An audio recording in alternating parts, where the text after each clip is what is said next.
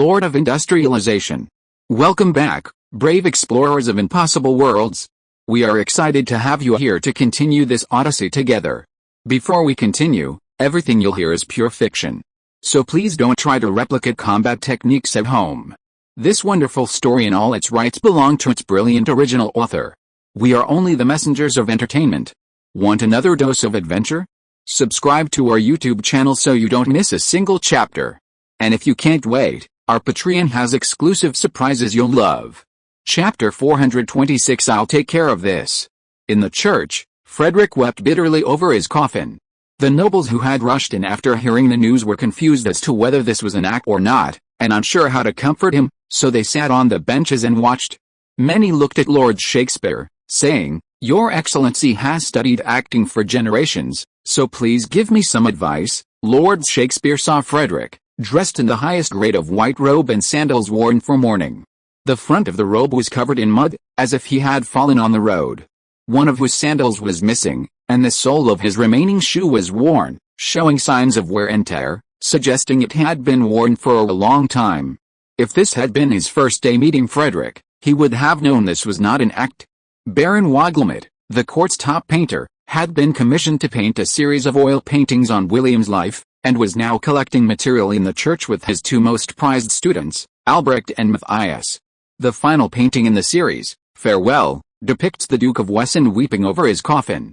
It later became a national treasure and, in the internet age, even became a meme for "Why don't you post a picture?" Rudolph arrived later than expected. He felt uneasy as he entered the church, fearing that at Frederick's command, 500 devilish soldiers would burst out and stab him to death. Still crying, Rudolph deliberately walked slowly, waiting for Frederick to stop so he could offer some polite words and return to the palace. He bravely approached the coffin and reached out to pat Frederick's shoulder, but Frederick suddenly stood up and grabbed his hand. The onlookers were terrified, fearing Frederick would punch Rudolph in the head. William had only Rudolph as his heir. 11 years earlier, many of the other royal relatives had died fighting in the Low Countries. The survivors, including Frederick, were either orphans or widows or simply destitute. Some began to wonder if it was too late to embroider the purple robes. Naturally, there were loyalists in the church, and one immediately grabbed a stool and rushed forward, apparently intending to rescue Rudolph from Frederick's clutches. "Rudolph, I'm sorry, Brother William." Frederick's words surprised everyone present. Count Wiesen, clearly headed for Rudolph, was stunned upon hearing this. Count Wiesen's grandfather and Frederick's great-grandfather were brothers, and he had made a fortune acting as Frederick's agent in recent years, becoming the spokesperson for the state of Wiesen in the Lower Elbe region. 2 months prior, he had married a neighbor's widow, expanding his territory, and half a month prior, Rudolph had held a coronation ceremony, elevating him from baron to count. Count Wiesen knew who had given him everything he had, and thinking Frederick was about to take action, he was the first to jump in to help. Another person who jumped out was Count Schauenzdijk, a man of long standing and one of the vice-masters of the Royal Knights. 11 years earlier, he had lost his left calf while protecting William and Rudolph's escape from the lowlands. William had entrusted his family with the fortified city of Swan, across the sea from the lowlands. It was clear that the stool in Count Schauenzdijk's hand was destined for Frederick. Frederick's action stunned the two men. Count Wiesen was the first to react, quickly lowering his stool and placing it behind Rudolph. His face filled with an ingratiating smile. "Your Majesty, please take a seat. You must be exhausted these past few days. Please take care of yourself." Count Schauenzdijk followed suit, placing his stool behind Frederick and saying awkwardly, "Duke Wiesen, you must have traveled all the way here. Please sit down and rest." The two exchanged glances, and Count Wiesen returned to his seat, but Count Schauenzdijk took his place behind Rudolph. If William's body hadn't been there, the onlookers would have applauded. Rudolph was terrified, but he wasn't so clueless as to not realize that the Wiesen stool had just been thrown at him. Still in shock, Frederick helped him sit down on it. After sitting down, Frederick nodded and thanked Count Schauenzdijk.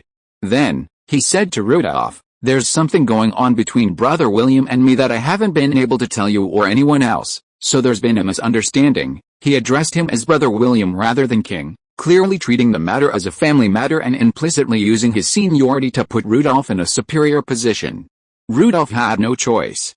He'd nearly been killed in the Great Battle 8 years prior, and he'd felt a little weaker. Furthermore, The brotherly relationship between William and Frederick was sealed in the Treaty of Wesseland, signed after that battle. Any rebuttal would invalidate the treaty.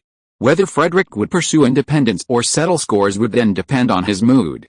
The onlookers held their breath. Now was the crucial moment. That happened in 1032. Frederick's slow voice was clearly audible to everyone present. 2 years ago in the spring, my elder brother William brought me a message. He promised to build a palace specifically for Antonia and asked if I could lend him some money. The onlookers' eyes suddenly turned to Earl Shaftesbury. After William became paralyzed, he occasionally wrote letters to his vassals, often seeking to improve his favorability and support Rudolph's regency. These letters were short, only a dozen sentences or so, but the formality and sincerity made them unignorable. In recent years, letters from Frederick and other important southern nobles have generally been personally delivered by Earl Shaftesbury, the chief minister of the College of Heraldry. This was partly due to William's request to demonstrate his importance, and partly because Earl Shaftesbury also wanted to visit a certain knight who in Canton Wesson. It was a sensitive matter for a king to ask a vassal for money. After all, a vassal only fulfilled feudal obligations to the king, which did not include borrowing money. Especially in a loosely knit nation like the Confederation of the Rhine, where even the Grand Duke of Mainz dared to slam the table against a crown prince, everyone was already concerned about the situation in Lime City before William was even buried. If you were to target someone's wallet, some would undoubtedly be displeased. William could only borrow money from Frederick through his brotherly relationship, otherwise, if anyone knew, it would be seen as the king taking action against his vassal. William had no choice but to treat the matter as a family matter, and Count Shaftesbury was naturally the best messenger. Everyone knew that his granddaughter was Frederick's mistress, and in the eyes of others, the relationship between the two families was practically a marriage, so it wasn't far-fetched to call them family. Count Shaftesbury had received the news from Psyche yesterday, stating that this would happen sooner or later after Frederick entered the city, and now he nodded in agreement. Frederick continued, "It's just that I was preparing to recapture Constantinople at the time, and I was truly short of money, so I had to ask Brother William to wait." Count Shaftesbury nodded again. Frederick sighed deeply and said, "I had originally planned to discuss the palace with Brother William 2 years after the recapture of Constantinople, when my finances were more secure. But so many things happened this year, and I didn't expect him to leave so suddenly." "I didn't get to wait, Alice," he said, and the onlookers believed him. After all, everyone knew he was rich, and a few floor tiles would be enough for the golden palace beneath the castle. Frederick's expression suddenly grew serious, and with a hint of reproach, he said to Rudolph, "That year, Brother William asked me to be your teacher. I felt my knowledge was still insufficient, so I gave you full authority to serve as acting Chancellor of the Exchequer, so you could learn how to manage a country's finances on the job. However, on my way back, I heard some very unfavorable rumors about you. They concern an entire city, so I felt I had to speak to you as your teacher." Rudolph had been listening intently as Frederick kept talking about his father. He thought that Frederick seemed different from other nobles, completely disregarding their feelings and focusing only on their own interests. Now, hearing that Frederick was about to bring up the matter of Linden City, he flew into a rage. "So you're that kind of person too?" Rudolph's rage reached its peak, like a pressure cooker with its valve blocked. The internal pressure had reached its limit, and it looked like it was about to explode. Frederick glared at Rudolph, and the pressure cooker suddenly became a refrigerator. The pressure was gone, only fear remained. He tried to stand up, but then collapsed back on the stool. Behind Rudolph, Count Schweinsteiger looked at Frederick expressionlessly and whispered, "Duke Wesson, please consider the occasion. The late king's body was nearby, and some things were indeed excessive." He didn't ask whether Frederick respected Rudolph. It was like an uncle scolding his nephew, a teacher scolding a student. If Frederick wanted to beat Rudolph, he would have to help move another stool. Frederick simply nodded calmly. "As a leader, you must control finances, the military, and personnel," Frederick continued to Rudolph.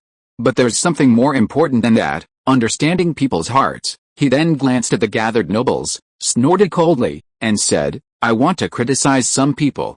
They've gone too far." No one took his words seriously. After all, if you didn't criticize them by name, then you weren't criticizing them. Frederick continued to speak to Rudolph. "The new palace was Brother William's last wish. He asked for my help before he died, and I didn't refuse. I just waited. Now that he's gone, don't worry. I'll continue to help. I'm here with Brother William, and I promise you in front of everyone, I'll take care of the new palace. Chapter 427 Time Advance. The gathering of nobles dispersed. No one could have guessed that the late king's last words, which had troubled them all for so long, would end with the Duke of Wesson promising to build a palace for Rudolf.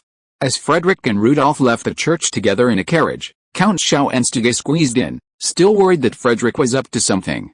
Many wondered what Frederick had said to Rudolf in the carriage, but Frederick, after returning to his residence, excused himself, took cold and quietly left the house. He slipped out unnoticed and returned late at night. Rudolf, unable to question him at the palace, felt obliged to ask Count Schauenstege, who instead returned directly to the knight's quarters. That afternoon, Rudolf sent word to the influential nobles in the city to convene a meeting at the palace the following morning. After a night of unsuccessful deliberation, they arrived early the next morning. Many witnessed a truly remarkable scene. Frederick, still dressed in white and straw sandals, this time with his shoes complete, walked slowly down the palace corridor, with the Grand Duke of Nassau not far ahead. The Duchy of Nassau lies east of Cologne. As the supreme judge of the Confederation of the Rhine, the Grand Duke of Nassau rarely interacts with other nobles, and even when encountering someone in the corridor, he walks alone. Today, Frederick, like him, walked alone, dressed in white robes and straw sandals. The other nobles, clad in white, followed behind him to avoid comparisons. As he prepared to reach the meeting room, several people approached. Antonia hurriedly approached Frederick, passing him as if she hadn't noticed the Grand Duke of Nassau. She excitedly asked, "Duke Wesson, are you really going to build me a new palace?" Antonia was overjoyed yesterday when Rudolf said Frederick was willing to pay for the palace's renovation. That night, she unlocked several poses she had previously been reluctant to unlock. This morning, Rudolf remarked that Frederick was actually quite easy to talk to, so she came to verify it. Frederick's eyes suddenly widened in anger, and he sternly rebuked, "Brother William hasn't even been buried yet. Is this the time to be discussing such matters? How can you be so ignorant?" Frederick was now imposing and murderous. Antonia's legs gave way to fear, and she stumbled backward. Had she not leaned against the wall, she would have fallen to the ground. As the saying goes, a master humiliates his servant, and a servant dies. Antonia was speechless with fear. Her head maid, her hands trembling with nervousness, stood up and rebuked Frederick. "Duke Wesson, you must not be disrespectful to His Highness. Royal servants were not ordinary people, but nobles." This headmaid held the title of Baron in the Kingdom of Gaul. Frederick suddenly reached out and grasped the headmaid's neck tightly. The headmaid felt as if her neck were held in a vice. She struggled futilely, but when that proved futile, she kicked Frederick. The blow, powerful enough to shatter rock, caused no harm to Frederick, leaving only a metallic clang. Seconds later, the headmaid's head drooped, her strength fading. She dangled from Frederick's hand like a salted fish, and was carelessly tossed to the ground. Killing commoners wasn't a problem for the nobles these days, but killing nobles was a problem. The Grand Duke of Nassau turned to Frederick with a blank expression. "I need an explanation." Frederick replied calmly, "She simply fainted. I'll visit your excellency at the court after the meeting. This time, many will be waiting for the spring on the walls." Everyone knew the Duke of Wesson's penchant for execution. Executions were typically carried out by hanging, lasting at least 5 days. The Grand Duke of Nassau said, "Speak now." Frederick pulled a list from his pocket and handed it to him. The Grand Duke of Nassau frowned at the list and the accompanying notes, then said to Frederick, "I'll go and arrange this first." He left the meeting room, resting his left hand on the hilt of his sword at his waist. He turned and left. The nobles behind him, noticing his hand on the hilt, signaled the supreme judge was at work, and they immediately made way. Before anyone could begin to discuss the matter, Frederick waved to the royal knights on duty in the corridor to drag the headmaid from the ground to the cells and lock her up to prevent her from dying. Frederick didn't even glance at Antonia as he continued toward the meeting room. The Grand Duke of Mainz, arriving later, hurried up and whispered to Frederick, "What's going on?" Frederick replied, "Bugs have started eating the apples. If we don't deal with them quickly, the whole box of fruit will be useless." The Grand Duke of Mainz nodded thoughtfully. Rudolf had also heard what had happened and, upon seeing Frederick enter the meeting room, inquired about it. Frederick simply said, "We can trust the supreme judge's ruling. Let's get down to business." Rudolf was still afraid of Frederick. Antonia's behavior had indeed been excessive, so he had to call a meeting first. When everyone arrived, Rudolph announced, "The harvest festival is approaching, a crucial holiday of the year. Now that my father's funeral has been arranged, and the nobility have gathered, I have decided to forego the traditional 15 days of mourning before the funeral. Instead, I will move the funeral to tomorrow and conclude it early, allowing the people to celebrate the holiday joyfully." All entertainment was prohibited during the 15-day period, which coincided with the harvest festival, so no one could expect to celebrate. While ending the mourning period early was good news for the common people, it posed a risk for Rudolph. Some people cautiously asked, "Isn't this too hasty?" According to tradition, the new king was sworn in the day after the previous king's burial, and the coronation ceremony took place the day after. Rudolph's actions would create the illusion of impatience. Rudolph glanced cautiously at Frederick, then said, "The coronation and accession ceremonies can proceed as scheduled." As soon as he finished, Frederick responded, "The nation cannot remain without a king for a single day. Just bring it forward, Your Highness." Rudolph chose to end the period of mourning early so that the people could enjoy the holidays happily after a year of hard work, not for any personal gain. Everyone in the conference room looked from Rudolph to Frederick, clearly having agreed to this plan. It was only a matter of a few days, and the excuse was plausible enough.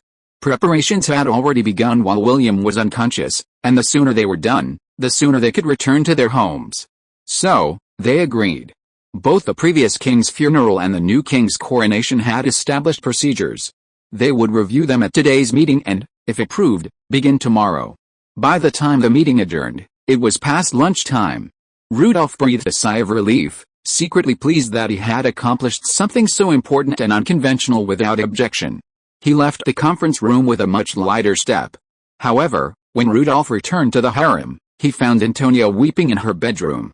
He sat down beside her bed and softly said, "Don't cry. You were wrong just now. Now is not the time to talk about such things. Have you had lunch?" Antonia raised her head and cried, "I was wrong just now, but my servants have been taken away." Rudolph was shocked and asked, "Who gave the order to take them away?" Arresting someone in the palace was not something that could be done with just a word or two. Only the royal knights could do this, and there was no other way except the king's own handwritten order, not even verbal orders. Antonia shook her head and cried. Rudolph said, "Don't worry. I'll take care of this." Chapter 428 A Big Case. That afternoon, the city of Cologne was in shock and rumors. Rudolph had summoned a meeting of the nobles that morning. Shortly thereafter, the royal knights and the royal magisters barricaded the city gates, surrounded the palace, and even the treasury building, arresting everyone inside. The common people and the lesser nobles were terrified, believing a coup was underway, or that Rudolph intended to slaughter the nobles who had attended the meeting. In the afternoon, the royal knights began posting public notices in the streets. Everyone breathed a sigh of relief. It wasn't a coup. Rudolph emerged from his bedroom, realizing what had happened. He was filled with anger and fear. He had never imagined someone could secretly mobilize the royal magisters and the royal knights, and even more terrifying, they had obeyed his orders without informing him.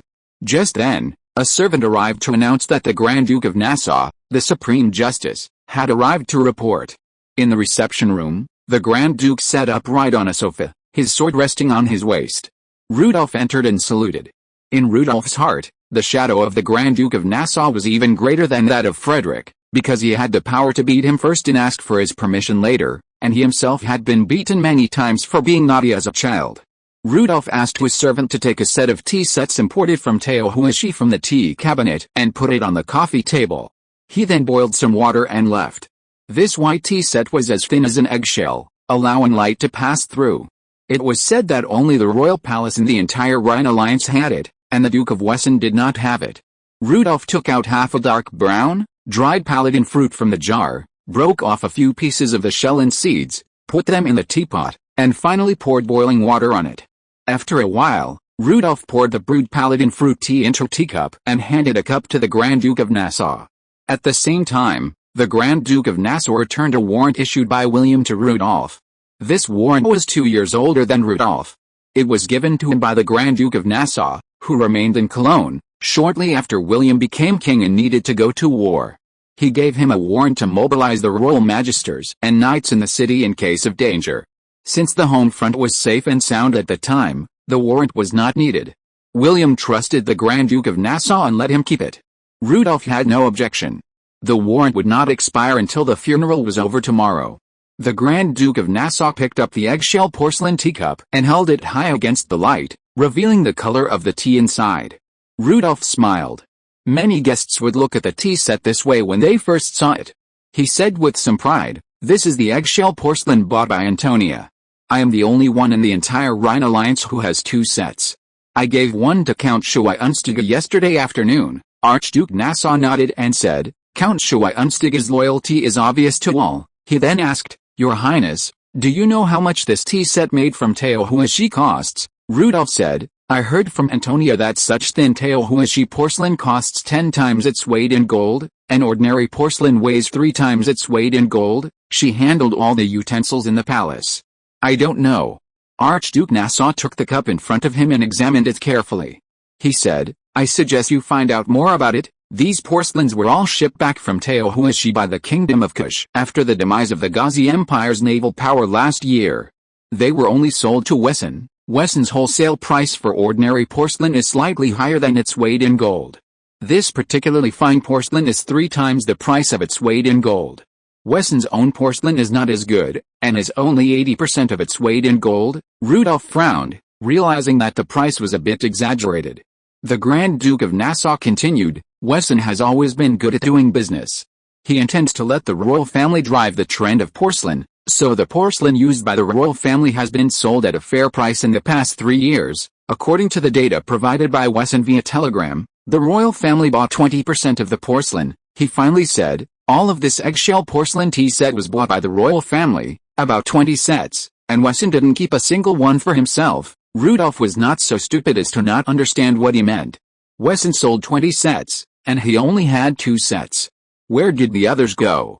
The Grand Duke of Nassau took a sip of tea, continued to look at the teacup and said, "I just saw in the Ministry of Finance that the royal family used the price mentioned by your highness to purchase this batch of porcelain directly from Wesson, including the rough porcelain produced by Wesson himself." He put down the teacup and finally said, "This is just porcelain. The court has not had time to investigate other places." Rudolph stood up suddenly. "Frederick sold it at a low price, and the royal family bought it directly at a high price. Where did the difference go? The royal family's property all belonged to him. Taking people's money was like killing their parents. This time it was like his father died twice. Investigate." Rudolph was like an angry lion at this time. "We must investigate it to the end. No matter who it is, they must be punished." The Grand Duke of Nassau stood up and saluted Rudolph. "Your Highness's will is my goal." When he was about to leave, Rudolph stopped him for a moment. Rudolph thought for a moment, then signed William's warrant, affixed his seal, and personally handed it to the Grand Duke of Nassau, saying, "I leave everything to you." The Grand Duke of Nassau, anticipating punishment for this unauthorized action, had prepared himself for dismissal after Rudolph ascended the throne. Unexpectedly, he would continue to serve as Supreme Court Justice. He had originally intended to focus solely on the porcelain incident to pressure Antonia, rather than plunder the treasury. Now that Rudolph supported him, it was more than just a pressure. Any unscrupulous hand would be cut off. Frederick had been following this matter for a long time. Similar cases abounded, with some even operating a purse trading guild in Wessenberg, purchasing from it at a premium. Had it not been for Antonia's attempt to target Lime Tree City, he would have turned a blind eye, believing it wasn't his own money being embezzled. He had sent a telegram to Wessenberg last night, and they had compiled and sent the relevant information. The Grand Duke of Nassau was using a strategy to capture someone. Frederick hadn't expected the Grand Duke of Nassau to possess a warrant for the mobilization of the Royal Order of Mages and Knights, and to react so violently. This was going to be a lot of fun. He didn't care what happened next. The Grand Duke of Nassau was always fair and impartial, but he was also not ignorant of propriety. This matter definitely couldn't be traced back to Antonia. If Antonia's headmaid was sensible, she would have taken the entire responsibility. If she wasn't, someone would have taught her a lesson. Now Frederick had to prepare for Rudolph's coronation ceremony, and immediately afterward, he would hold his investiture ceremony. After that, he would be known as Grand Duke Wesson. Rudolph's move was pretty good. Frederick said to Psyche at dinner, "There was a rift between the royal family and me, and this incident has come up recently. By conferring the title at the first opportunity, you can announce to the world that our relationship is very strong." Psyche said, Now the authority of the royal family of the Rhine Confederation is higher than before. Do you know why Rudolf didn't announce his succession to the throne the day after William's death? Charles announced his succession to the throne on the day after Elizabeth's death. The ceremony can be held later. When I first came to this world, the heir to the throne needed to be decided by a vote of qualified nobles. The period from the death of the late king to his burial was reserved for voting. After eating a meatball, Frederick said, "Never mind him. I will continue to move forward at my own pace." Psyche said seriously, "I just got a piece of intelligence that Casimir, the crown prince of the Piast kingdom, may launch a coup." Frederick nodded. Casimir had been having a hard time after his 100,000-strong army lost to him. He encountered great resistance when he wanted to reform, so it was normal for him to launch a coup. "You say," he looked at Psyche thoughtfully, "aren't there a lot of kings who died this year? First, there was the Osmaga Empire, then here. The one from the Durago kingdom will probably die soon, and I don't think the one from the Piast kingdom will make it. I wonder which other king will die before the end of the year." With that, Tony hurried into the restaurant and handed Frederick a telegram. Frederick took a look and was stunned. He looked up at Psyche and said, "Am I a pessimist? Another one's going to die soon." Psyche was speechless. In her life, she had seen many people say that someone was going to die, but she had never seen a king actually die. Frederick shook his head and said, "Old Louis, at his age, is still playing nightly tournaments. He actually let it go at such a critical moment when the war was about to begin. His wound became infected and he has a high fever that won't go away. Now the people in the Kingdom of Gaul will be furious, and the Kingdom of Tarragona will also be in an uproar. Who knows?" Psyche said. "Maybe he's just faking it." Frederick nodded. It made some sense. Whatever, he continued to eat his dinner. Get some rest and deal with these few days first. Chapter 429, Being Intercepted Halfway.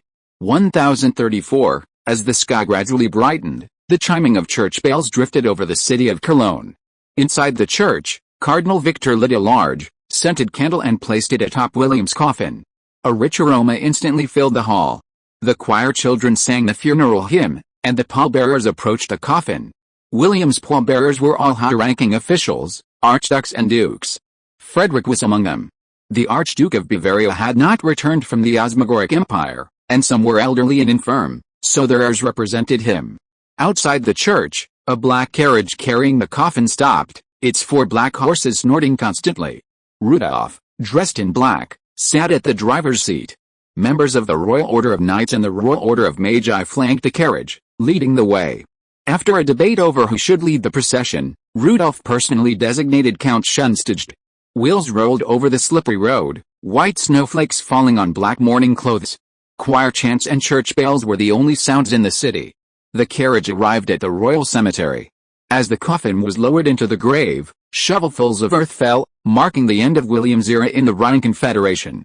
Thanks to the telegraph, church bells rang on the day in major cities across the Rhine Confederation, marking the end of the king's memory. Bremen, located in the northern part of the Rhine Confederation, flows through the Werra River into the North Sea. Thanks to the Werra's inland reach, the city's port is second only to Hammersmith in size. Bremen also held a memorial service, and the square in front of the church was filled with prayers. As the bells stopped tolling, the ceremony ended, and everyone went on with their lives. A moderately remote street in the city was lined with 3 or 5-story stone houses. The streets were sparsely populated, seemingly unassuming, but these were all merchant houses earning a few hundred to 2,000 or 3,000 florins a year. Today, a young man wearing a waterproof traveling cloak, his face obscured, appeared on the street, carrying a long sword at his back. Spike walked slowly down the street, recalling the entrance to the merchant's house, which he had only seen 12 years before. 12 years ago, he had been an orphan captured from a distant village, now a soldier in the Wesson army. Had he not encountered an accomplice during the June War while leading the Black Cats, avenged his brother's murder, and promised to rescue his sister, Spike would never have returned to this place. The merchant's house stood unchanged from 12 years ago, with colorful flowers still blooming in the snow in front of the upstairs windows. It primarily sold and cultivated garden flowers.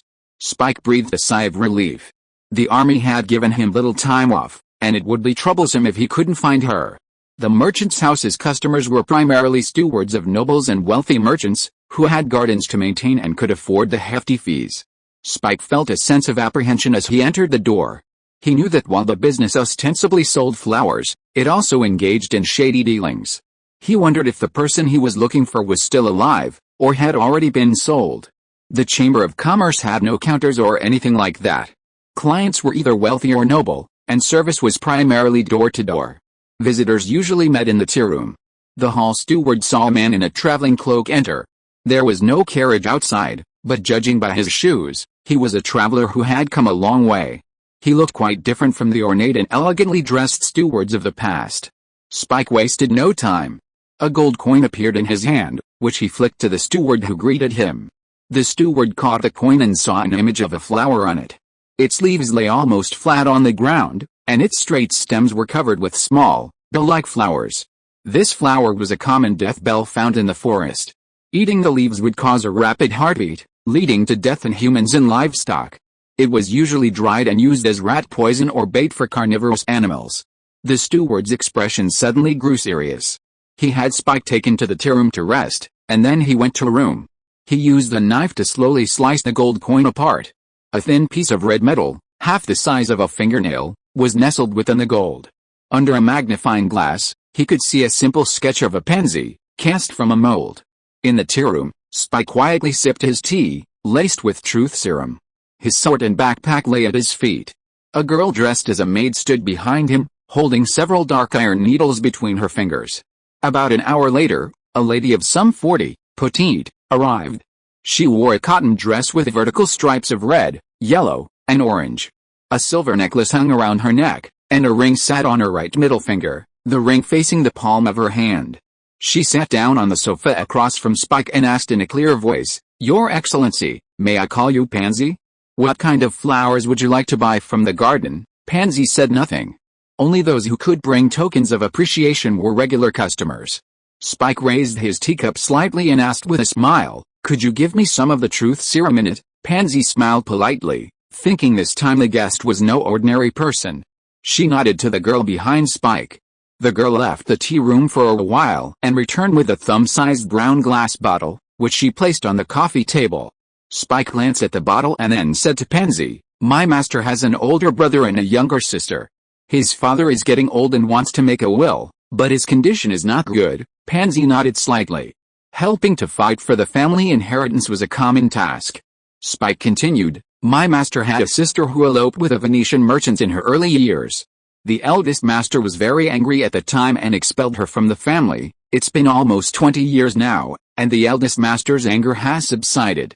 He has begun to miss the third young lady and has mentioned her from time to time recently. The third young lady only sent me a letter 10 years ago, saying that she had given birth to a daughter who looked very much like herself when she was a child. My master sent me to Venice to find the third young lady in order to please the eldest master, but her family went bankrupt because of the tulip crisis and the whole family jumped into the sea. My master needs a flower to take back as the third young lady's daughter to please the eldest master and at the same time lure the eldest young master into making an unforgivable mistake.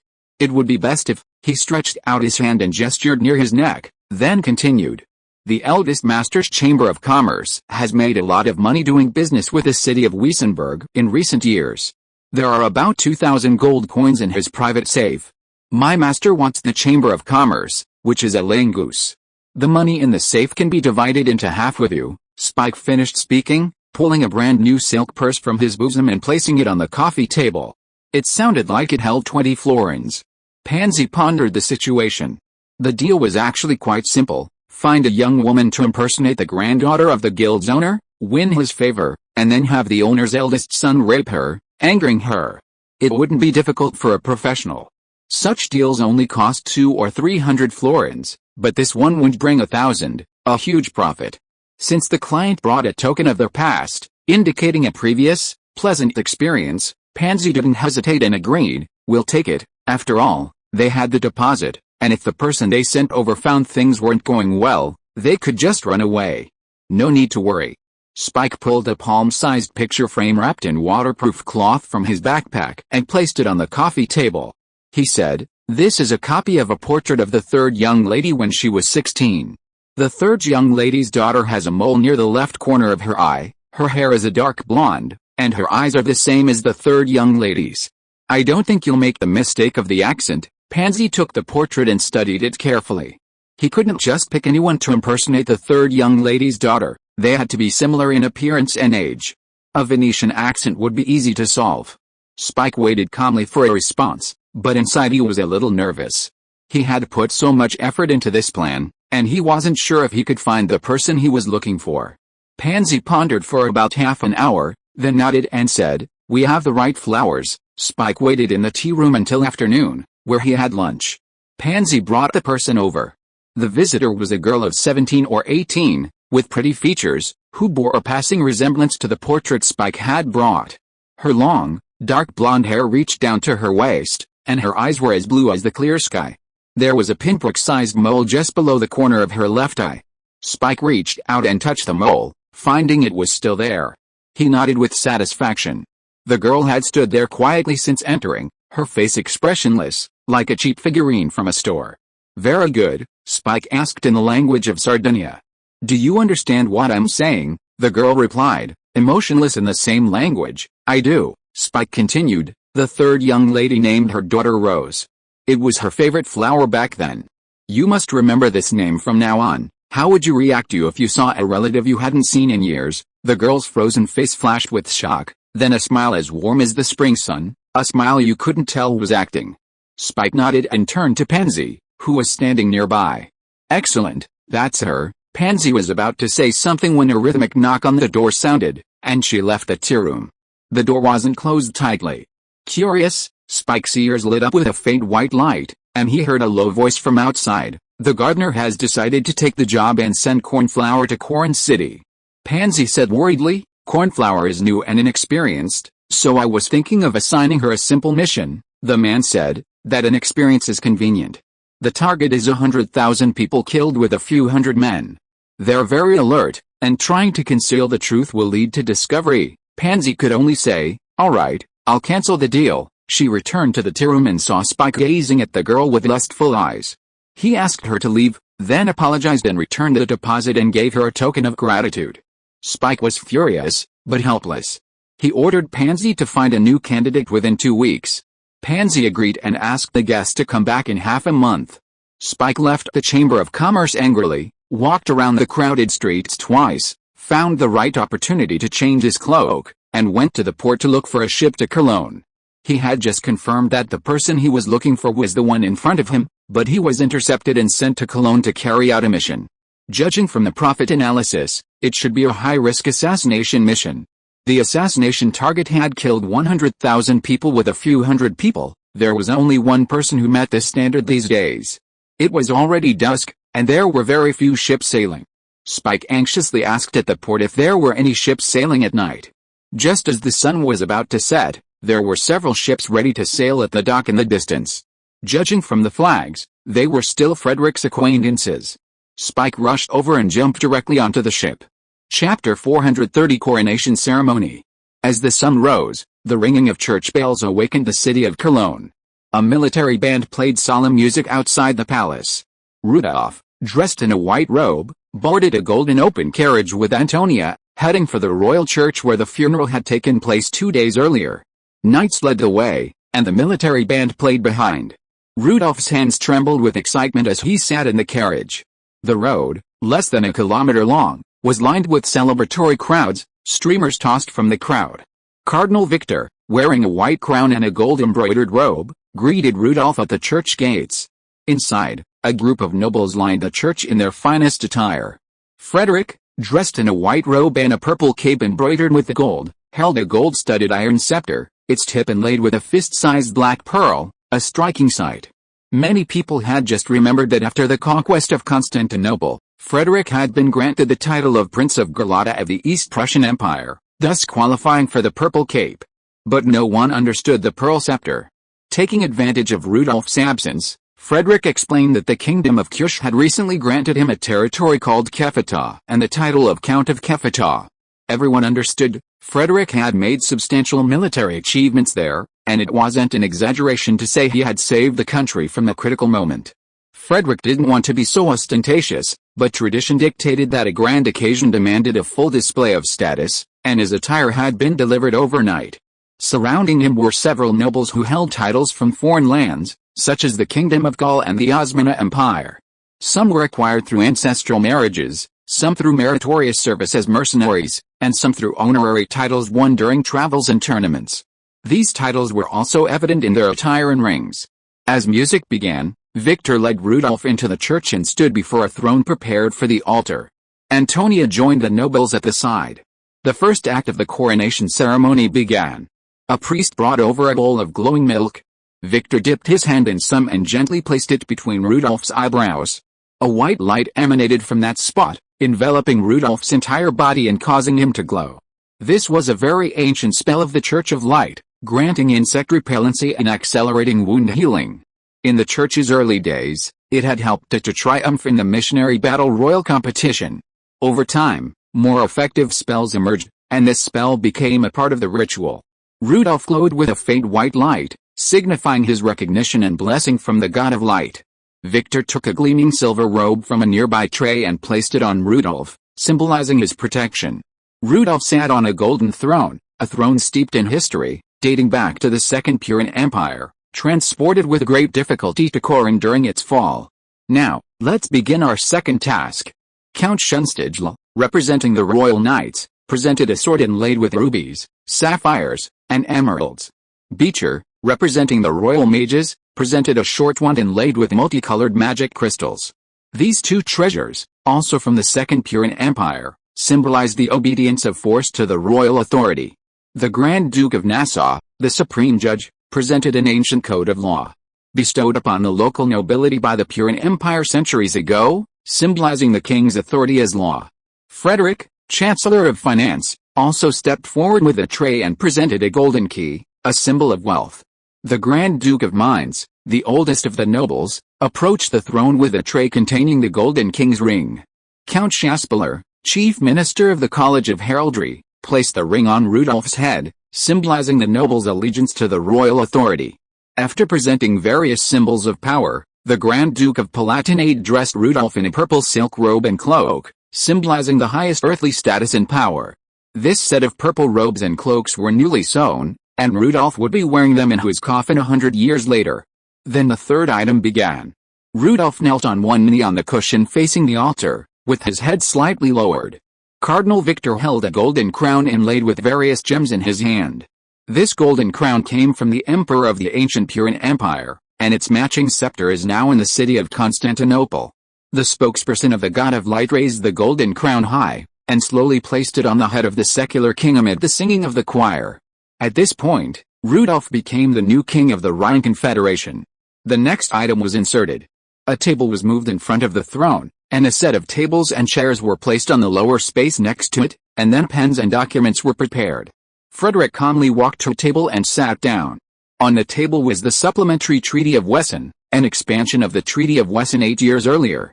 It primarily confirmed the establishment of the Duchy of Wesson, enthroned Frederick von Wesson as Grand Duke of Wesson, and opened up the royal territories of the Confederation of the Rhine to the Duchy of Wesson. Rudolf had been under considerable pressure recently, and he needed to do something to alleviate it. He would spare no effort in winning over those who needed to be won over. After the signing of the treaty, the investiture ceremony began. Frederick swore an oath to Rudolf, who then tapped him on the shoulder with his sword. This was followed by a blessing ceremony from the other nobles, starting with the Grand Duke of Mainz and ending with Baron Adikin, who had just returned from the sea that morning. Each noble and foreign envoy offered Rudolf a few words of blessing. Next came the Queen's coronation, a much simpler affair. Victor placed the Queen's golden crown and a ring on Antonia's head. Finally, Rudolf and Antonia left the church together, boarding a carriage for a tour of Cologne. The following spring, they would tour the various noble territories. That evening, Rudolf hosted a state banquet at the palace, entertaining the nobility and envoys from various countries. A banquet was also held in the city square, with long tables laden with bread, sausages, and wine. Citizens could enjoy a hearty meal, and those who wanted to take their food home could ignore it as long as they didn't pack it in bags. November 1034 would become a date many students would remember. This month saw the ascension of Rudolf of the Rhine Confederation, the election of Count Sforza as the new king of the Helvetic Confederation, the coronation of Queen Anna of the Osmana Empire, and, at the end of the month, the death of the king of the Piast Kingdom after choking on a meatball. and the swift succession of Crown Prince Casimir. At the Helvetic Confederation's coronation ceremony, Richardinal, the Rhine Confederation's special envoy, was as striking as his apprentice. Instead of carrying a fish weighing several dozen kilograms to celebrate, he wore the purple cloak that Phocas had given him during his visit to Constantine. To the uninitiated, one might have mistaken him for his ascension to the throne. After a busy day in Cologne, Frederick returned to his residence to meet Spike, who had arrived on Baron Edition's ship. "Someone's trying to assassinate me," Frederick scratched his head, wondering if he had offended anyone recently. Chapter 431 There is a way to die. Snowflakes drifted slowly from the night sky, a fire roaring in the fireplace. Frederick pulled an iron kettle from the hearth and poured warm milk tea into a teacup. The firelight shone on Spike's face, a youthful expression tinged with fatigue. Frederick placed the milk tea in front of Psyche and Spike, took a sip, and asked, "How are Tom and Jerry, your roommates, doing now?" Spike, cup in hand, replied, "Everyone in our dormitory left the orphanage. Tom, Jerry, and I joined the army together, both infantrymen. Tech went to the police academy, and Teffy to the Foreign Languages Institute. Butch, Lightning, and Tops went to different factories. They wrote to say they'd run into each other at a football game. 10 years earlier, after the Rhine flood, over 60,000 survivors had settled in Wessenland, including many orphans. Frederick had opened an orphanage to take them in. Spike was one of them. Like many others, he was named by Frederick. During these 10 years, the children, turning 16, gradually left the orphanage and began their own lives. Frederick said, "When you have time, come back and visit." Spike immediately agreed. Frederick and Spike chatted for a while before getting down to business. "Tell me about this." Spike lowered his head, his hands trembling slightly. Psyche said, "Don't worry, Hasentbraz, you know what's going on. There's nothing to worry about." The power of example was immense, and Spike, reassured, began to tell his story from the beginning. There was an organization called Garden, ostensibly a flower-growing business, but in reality, a trade in pornography, intelligence, and assassinations. "I have an older brother who is 2 years older than me," Spike said in a deep voice. "My parents died of illness that year, and a businessman said he would take us to work, so my uncle let us go with him. We first arrived in Bremen City, and then we were locked in a carriage with many other children that couldn't see outside. After walking for who knows how many days, we arrived at a manor. We thought we would farm here in the future, but who knew it would be a place like a training camp? His body trembled, and he continued through gritted teeth. We had no food or water along the way. Some of us couldn't bear it and were very weak, so we could only lie down. The instructors there gave us a dagger, and we had to kill someone who couldn't move with our own hands before we could eat." Spike took a sip of milk tea, calmed his mind, and said, "Later, we trained there, first learning some martial arts. There are a lot of people there, and those with outstanding martial arts talents will be taken to other places. The rest, those who are good-looking, will learn how to be prostitutes and male prostitutes. At the time, my brother wanted to take me away, so he secretly hid some tools, some of which were found by the instructors. That day, the instructors gathered everyone in my brother's room and asked who had hidden the tools. At first, no one said anything. Among them was a man codenamed Sunflower, who had a sister codenamed Cornflower. The instructors arrested his sister and brought in a few wolves, threatening him that if he didn't tell them, they would let the wolves eat his sister. Sunflower betrayed my brother right then and there, and later, my brother was eaten by the wolves in front of everyone. Spike couldn't help but burst into tears when he said this. The teacup in his hand was crushed to pieces, and the milk tea flowed all over his legs. Frederick stood up and fetched a towel for him to wipe. It took Spike a long time to calm down, and he continued, "When the flood just started 10 years ago, the people in the manor began to move, and we were forced to get on that closed carriage again. At that time, I secretly hid a blade in my shoes. I heard the sound of water in front of me halfway. I guessed it was a river, so when I was halfway across the bridge, I cut open the carriage shed and jumped into the water. It was night and the water was very fast. I almost drowned. When I climbed ashore, I saw people with torches looking for me on both sides of the river. A tree happened to float down upstream, so I stepped in the footprints and went back, returned to the water, held the tree and continued to float down. I was washed ashore at dawn the next day, and then followed the victims along the river, and finally arrived in Wesson County." Frederick's face was gloomy. He heard the organization's way of death from just a few words. Spike continued, During this year's trade route war, while leading the Black Cats through a trap zone, I discovered Sunflower trapped. When interrogating him for the password, I learned he had been sold to Grand Duke Regens as a concubine. Frederick nodded. During the post-war interrogation, someone mentioned that Grand Duke Regens's concubine had disappeared. Spike then recounted how he had tricked Sunflower into revealing the password, promising to help him rescue his sister. He then forged a token of gratitude and sought leave to travel to Bremen City. He met someone there, overheard an order to assassinate Frederick, and returned aboard Baron Addition's ship. After listening to this, Frederick frowned and thought for a while, then turned to ask Psyche, "Have you heard of this organization?" Psyche shook her head and said, "There are many similar organizations.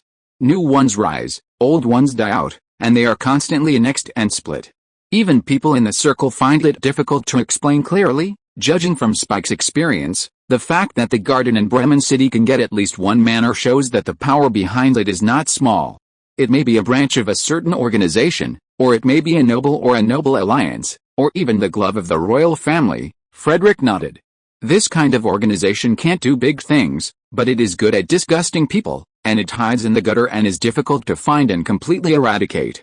He picked up his teacup and said, "They've all bullied me. It would be unreasonable for me not to respond." Psyche took a sip of her milk tea and said, "Then let them go." Frederick almost choked and said, "There's no need for such a big fuss." Psyche said, "The focus should be on strategic deterrence." Frederick thought that made sense. He believed that the nuclear weapons in his hands needed to be exposed to the sun frequently. Frederick told Spike to rest first and come back to him if there was anything else. There were only 2 people left in the living room. Frederick looked at the flames in the fireplace, frowned and said, "Who wants to assassinate me?" Psyche said, "Think about it, you don't have an heir now, who will benefit the most after you die?" Frederick turned his head to look at her, and said seriously, "Of course it's you. It's written in my will. If I die now, you will inherit everything I have until the people can elect their own leaders." Psyche rolled her eyes at him helplessly and said, "You'd better deal with the killer first." Frederick smiled but said nothing. If you are listening to this novel on a channel other than Fanfic World, it means it was downloaded and re-uploaded without effort. We warmly invite you to visit our channel, Fanfic World. There you will find the original version of this story and many other novels of various genres. We look forward to seeing you dive into a world of incredible novels. Chapter 432, The Money-Making Field. The first thing the new king did after his coronation was to review the palace's accounts. Rudolph initially believed the palace's luxury goods were overpriced, but the more he investigated, the more problems he discovered. Rumor has it that even Antonio was slapped twice by Rudolph. The Archduke of Nassau personally handled the case. He had handled corruption cases before, but this time, Frederick ordered him to search the treasury's books. Even he was shocked by the results. Some of the problems uncovered dated back decades, even to the point where much of the military rations that Count Wesson risked his life to protect 11 years earlier were moldy and adulterated with sand. He hesitated to make a hasty judgment and handed all the files over to His Majesty the King. Rumor has it that Antonio was kicked 3 meters away by Rudolph this time. Those working in the palace were the sons of noble families, most of whom had inheritance rights, primarily to gain a good reputation with the king. The case now involved so many people that even Count Ranka, Count Shasparol, the Grand Duke of Mainz, and others were implicated. The Grand Duke of Nassau personally broke his grandson's legs in front of Rudolph. The only one who stayed out of it was Frederick. So Rudolph urgently summoned Frederick to the palace and asked him to find a way to solve the problem. Frederick carefully read the files for a day, his face gloomy. He made a list of people who must be hanged on the wall. These people were involved in reselling inferior military rations 11 years ago. Frederick was so angry that he almost threw his pen when he thought about the food that his father and others had sacrificed their lives to protect being ruined by these people. The corruption in this case was not very technical, it was just a matter of raising the price at each level so that everyone could make a profit, just like Guangsun's egg costing a few taels of silver. Rudolph, his anger having faded, now felt calm. He quipped, "I just want the air I breathe to be priced right." Frederick ignored him, saying, "Solving this isn't a difficult matter. First, we need to pick a few people and hang them on the wall. As for the rest, regardless of how much they've embezzled, if they pay 5 times the fine within this year, we'll forgive them. Don't publish the names or the amounts. Just occasionally criticize those who try to take chances by not paying their fines or paying too little. Ideally, we can catch 1 or 2 typical hangers-on. That way, the rest will learn what to do." Rudolph's eyes lit up. This was a great idea. The royal family had lost a significant amount of money to corruption over the years. If they could recover 5 times the amount now, it would be a huge profit. Frederick did the math and thought, wow, that amount would be more than enough to build a palace. But using it for palace construction wouldn't be in line with his principle of absorbing nutrients and strengthening himself through affiliation with the Rhine Confederation. Frederick said, "With this money, we can generate new income." Rudolph's eyes lit up even more. Everyone knew Frederick was a moneymaker, and he was still thinking about how to persuade him to help. So he said, "You can invest this money, and we'll split the profits in half." Frederick hadn't expected this, so he thought seriously. Rudolph didn't dare interrupt, quietly sipping tea. After finishing most of the pot, Frederick said, "This money can be used to build railways." Build railways? Rudolph was a little surprised, initially thinking he meant to build a factory. "That's right," Frederick nodded. "The revenue from railways isn't huge after deducting costs, but it's like a spring, steadily producing gold coins. It's a fine legacy to pass down to future generations." Rudolph thought to himself that this was the truth. Everyone knew that the railways in Wesson, Mainz, and Bavaria were used daily by people and transported freight, meaning there was a steady income, and they would still be profitable even after 100 or 200 years. Frederick continued to ponder as he said, "This money will first be used to build a popular main road. The profits will then be used to build new railways, ultimately connecting the country's major cities. So, there won't be much profit at first, but you'll just have to wait and see." Rudolph nodded, understanding the logic and accepting it. Frederick concluded, building a railway will benefit the local lords. Many of them were fined in this case and are undoubtedly unhappy. Using this money to build a railway will make them feel better. Rudolph agreed, thinking it would be a good way to ease the conflict. Frederick then said, "I have a suggestion regarding royal expenses. Actually, the royal family's food and clothing expenses can be free. Let manufacturers bid annually. The selected vendors will supply goods free of charge and be allowed to use the royal seal on their products." Rudolph was completely convinced by Frederick and decided to follow his lead in making money.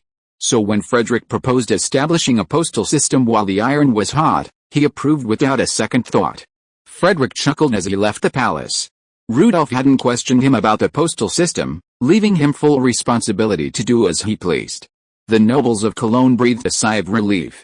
The embezzlement of royal funds was indeed unjustified. At Archduke Wesson's persuasion, His Majesty Rudolph had only hanged a few insignificant nobles, some unfortunate individuals who had tampered with the military rations and angered Archduke Wesson, and half of the Queen's attendants brought from Gaul.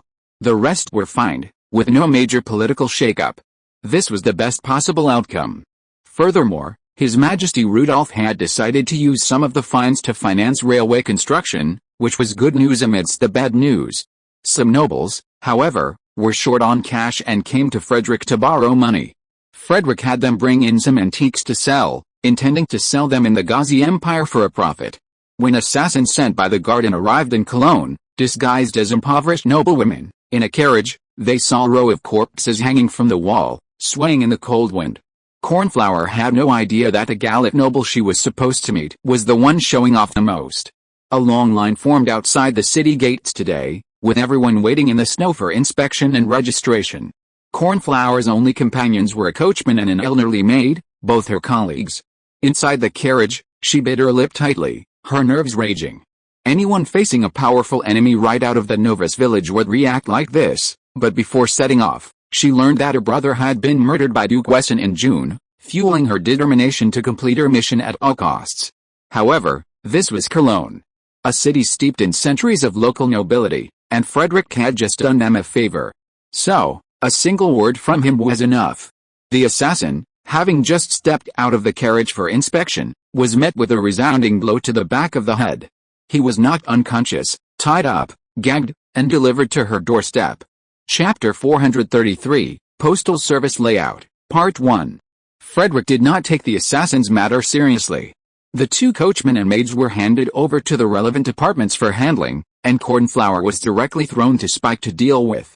Now the Grand Duke of Wesson holds the posts of 4 ministers, namely, Finance, Post, Navy and Air Force. Count Ranke found him a small building in Cologne to work in, with signs hanging on both sides of the gate. Now the Ministry of Finance continues to be thrown to Rudolph to deal with, while the Ministry of the Navy, the Ministry of the Air Force and the Navy and Air Force of the Duchy of Wesson are the same team with two names, but the Ministry of the Navy has brought in Baron Addison as the first deputy minister. The Ministry of Posts is a newly established department, with only Frederick as the minister alone, and there is no secretary to serve tea and water. Frederick placed great hopes on the Ministry of Posts, and took advantage of the fact that the Rhine River was not frozen yet to get people from the city of Wessenberg. A former Black Forest mercenary, Auer was hired by the old Count of Wesson 11 years ago to fight in the Low Countries. He brought back the remains of the old Count and others, and later participated in the formation of the new Wesson army, commanding a simulated enemy force. Frederick bestowed upon him a knighthood. However, due to numerous injuries in his youth and the difficulty of walking with age, he informally asked Frederick to retire from the army. Frederick, recognizing his significant contributions to the Wesson canton's early years and his high prestige among the Black Forest mercenaries, appointed him to the Ministry of Posts as the deputy minister. Heinrich, a former member of the Royal Magisterial Corps, had become a wealthy man, the envy of his former colleagues, thanks to Frederick's foresight in transforming his achievements into telegraph, radio, and positioning systems. Frederick sought him out as a deputy minister, hoping to expand the telegraph. Giovanni also served as deputy minister. Under his management, the Wesson Bank had grown over the years, becoming a driving force behind the rapid economic growth of the Wesson canton. Frederick intended to expand the Wesson Bank under the guise of the Postal Bank, and this task was entrusted to him. Each of the three deputy ministers had their own specialized responsibilities, and Frederick appointed Stingel to oversee day-to-day affairs. Stingel was the son-in-law of Frick, the administrative minister of the Duchy of Wesson. In his youth, he was favored by Frick for his outstanding work ability, but problems arose after years of service. He was adept at implementing tasks assigned by his superiors, but lacked initiative. Over the past 20 years, he had failed several opportunities to become the head of the organization. However, as a deputy, he was highly regarded for his abilities. Frederick appreciated this quality and, ensuring Frick could safely complete his final shift before retirement without worrying about his children, summoned him to the postal ministry to implement his policies. Also arriving was Choupatia of the Dawn Chamber of Commerce. In recent years, the Dawn Chamber of Commerce had rapidly expanded through the publication of the 10-day business news, leveraging the telegraph station. The chamber possessed a wealth of business intelligence, providing crucial support for its decision-making. Frederick was quite impressed. After 10 years of development, his connections, technology, talents, and intelligence were finally sufficient to support national projects. The map room now only had 2 ping-pong tables connected together to hold the map. On top of the table was a detailed map of the Rhine Confederation. Choupatia personally placed clay cylinders of different heights on different towns. These cylinders represented the amount of tax revenue in each place. The higher the amount, the taller the cylinder. They were also divided into 3 levels from high to low: red, yellow, and green.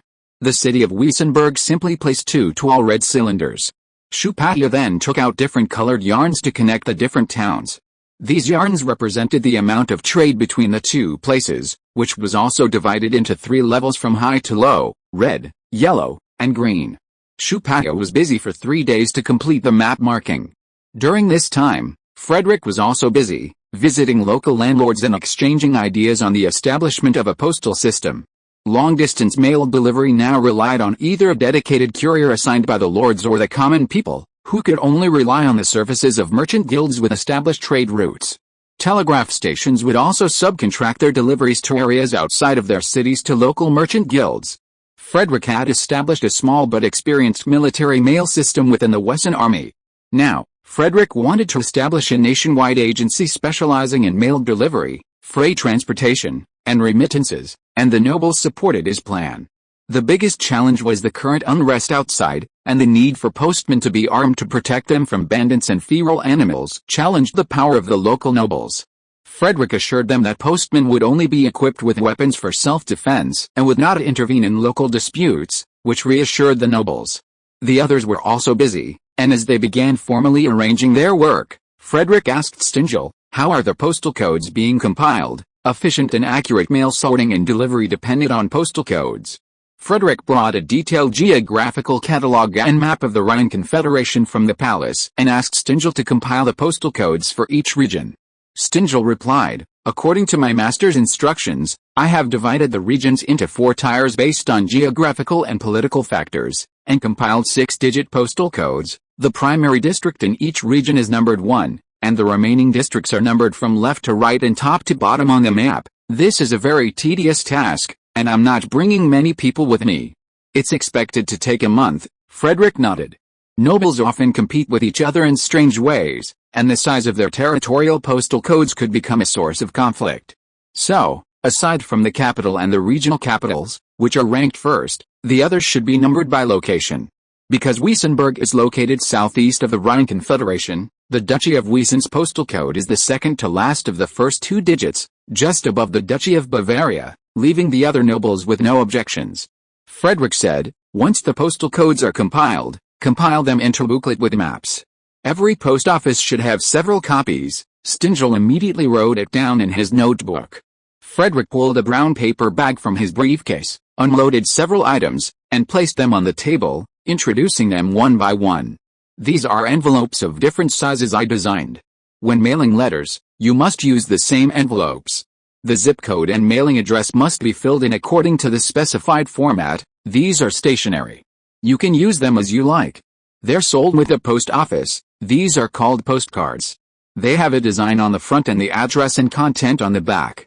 You can mail them directly. Here in the upper right corner of the envelopes and postcards is where you put the stamp, similar to a tax stamp, proving payment. You also need to make a postmark. The post office stamps the stamps and envelopes after receiving the letter. Once stamped, the envelopes and stamps can no longer be used." He then pulled several documents from his briefcase and handed them to Stingel. They contained detailed instructions for printing envelopes, stamps, and postcards. However, for a long time afterwards, envelopes were sold pre-printed on large sheets, and senders would fold and glue them together according to the dotted lines. Frederick went on, "The Dawn Chamber of Commerce has a task to calculate the mailing costs for different distances. The postage rules should be simple, preferably one price within the region and another price outside. At the same time, a price increase should be made by weight, with 100 grams as the grade. Mail can be cheap, just break even, but transporting items can be more expensive." He pointed to several popular trade routes and said, "We can first try letter delivery between these places with large trade volumes, and make adjustments based on the situation." Choupatier also immediately wrote it down in his notebook. Chapter 434, Postal Service Layout, Part 2. Frederick envisioned a postal service that went beyond simply mail and express delivery. Telegraphs also needed unified management.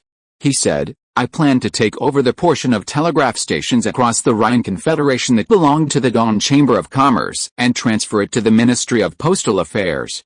The ministry will also oversee their operations, and the Chamber's employees in these areas will become Postal Department staff." Choupatier thought for a moment and said, "Boss, this will require coordinating with the lords of the regions where the telegraph stations are located, and it will also reduce the Chamber's revenue. Currently, telegraph stations across the country were jointly owned by the Dawn Chamber of Commerce and the local nobles.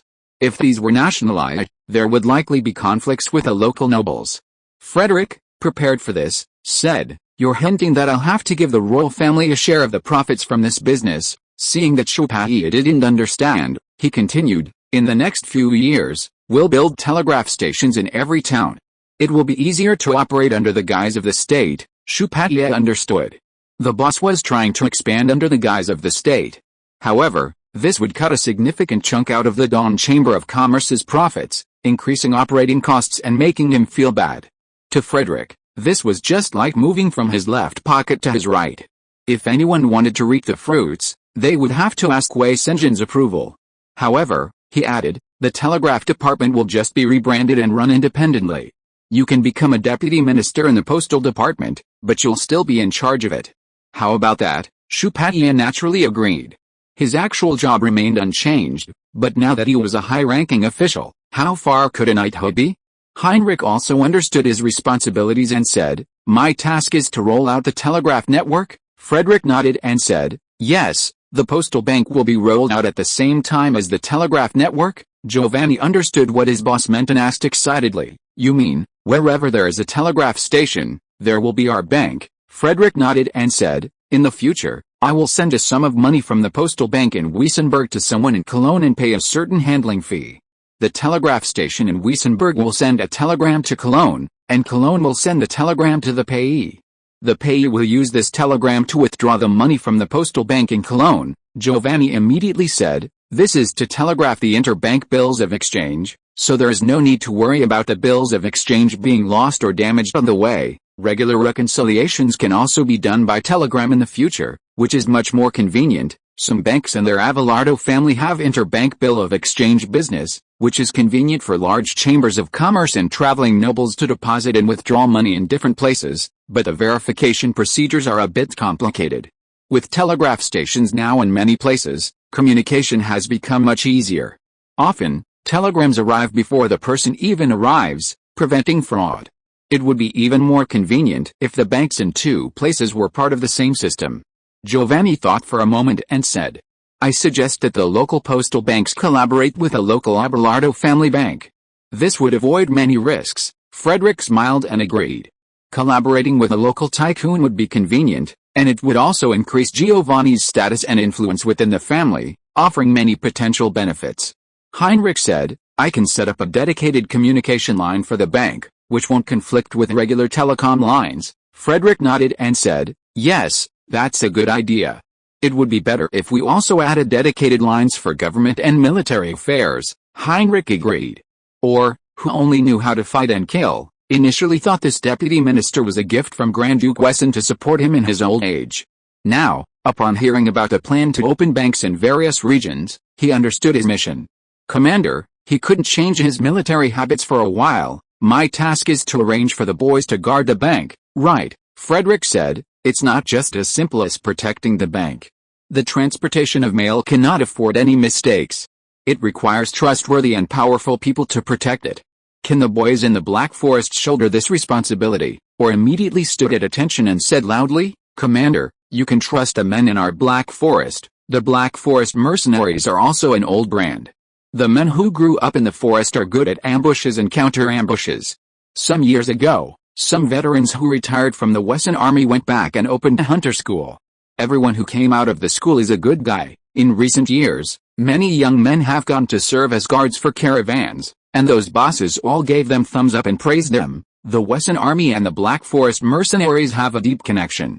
In the past, the population of Wesson State was limited, and some soldiers came from the Black Forest. This tradition has been preserved. Now there are 20% of Black Forest soldiers in the army, and they can become Wesson people after retirement. Therefore, some veterans returned to their hometowns to open schools. The best were sent to serve in the Wesson canton, while the lesser ones were sent out as mercenaries and bodyguards. Frederick supported this, as it would alleviate the territory's labor shortage, provide high-quality troops, and enhance the Wesson Army's soft power. The only downside was that the Black Forest, the territory of the Grand Duke of Mainz and a key source of troops, often resented Frederick. Very good, Frederick said, pleased with Orr's attitude. He said to Chupaya, mail transport requires experienced caravans. Can ye hire some veterans to form the postal department's own team? Chupaya, excited about his high-ranking position and fearing his superiors wouldn't give him the necessary tasks to demonstrate his abilities, immediately said, I can take charge of organizing the transport team. Frederick nodded and said, then I'll leave it to you, sir. Transfer someone from the Dawn Chamber of Commerce to take charge and collaborate more with Orr. The Dawn Chamber of Commerce would eventually fall under Lulu's control. Frederick wasn't one to abandon the donkey after it had served its purpose. Given Chupaya's contributions and hard work over the years, he wanted him to shift his focus to the land. Wherever there are people, there are forces, and the newly established postal department was no exception. Stinger's administration, Giovanni's banking, Heinrich's technology, Chupaya's transportation, and Orr's security would each form their own factions, collaborating and checking each other. Under Frederick's control, these factions would become a single mountain range, firmly anchored to the chaotic arena of Cologne, becoming his tool for influencing Rhine Confederation politics. Frederick's job was to grasp the overall direction, manage the balance between factions, and minimize unnecessary internal friction. He then explained the four major steps involved in mail delivery from sender to recipient: collection, sorting, transportation, and delivery. He also laid out a broad outlines for the distribution of post offices, banks, and telegraph stations, as well as the unified architectural layout, logos, and uniforms. Specific details would be refined by several deputy ministers, aiming to begin a pilot program in commercially prosperous areas next year based on business intelligence provided by Shupaya, with continuous refinement during the trial period. This work was completed by the end of November. During this time, Richardnell visited Cologne to report to Rudolf on his position as special envoy to the Helvetic Confederation, then disappeared off to go fishing. Fade, after watching the king election in the Helvetic Confederation, returned to Cologne with Richardnell. After congratulating Rudolf on his ascension, they decided to spend the winter there and visit Gaul next spring. Frederick also needed to return to Wissenberg. He had received the title of Grand Duke of Wiesen ahead of schedule, and the relevant government affairs needed to be arranged in advance. However, the Rhine River had frozen over by then, and the Air Force's airship had to return before the strong winds came, so they had to take a carriage for the entire journey. Chapter 435 Future Plans. Traveling long distances in winter is excruciating. Short days mean less time to walk. Weather conditions prevented camping outdoors, so the journey had to be made into villages and cities. A journey of nearly 500 kilometers would take at least 10 days. Extensive preparations were required, from food to heating, and every last detail was crucial, which took several more days. Before the warm fireplace, Frederick poured Spike a cup of hot tea and asked, "Is everything okay between you and that woman now?" He had abandoned Spike after leaving the killer to his care, but had been too busy to think about it until now. Spike calmly replied with a line from a play, "The past cannot be undone, and the road ahead is long." Frederick, worried that the orphans would be traumatized by their past, had staged a low-quality play for them, hoping to dissuade them from dwelling on the past. Seeing that he seemed to have completely let go of the past, Frederick asked, "What are your plans for the future?" Spike said, "I plan to retire next year after 3 years of military service.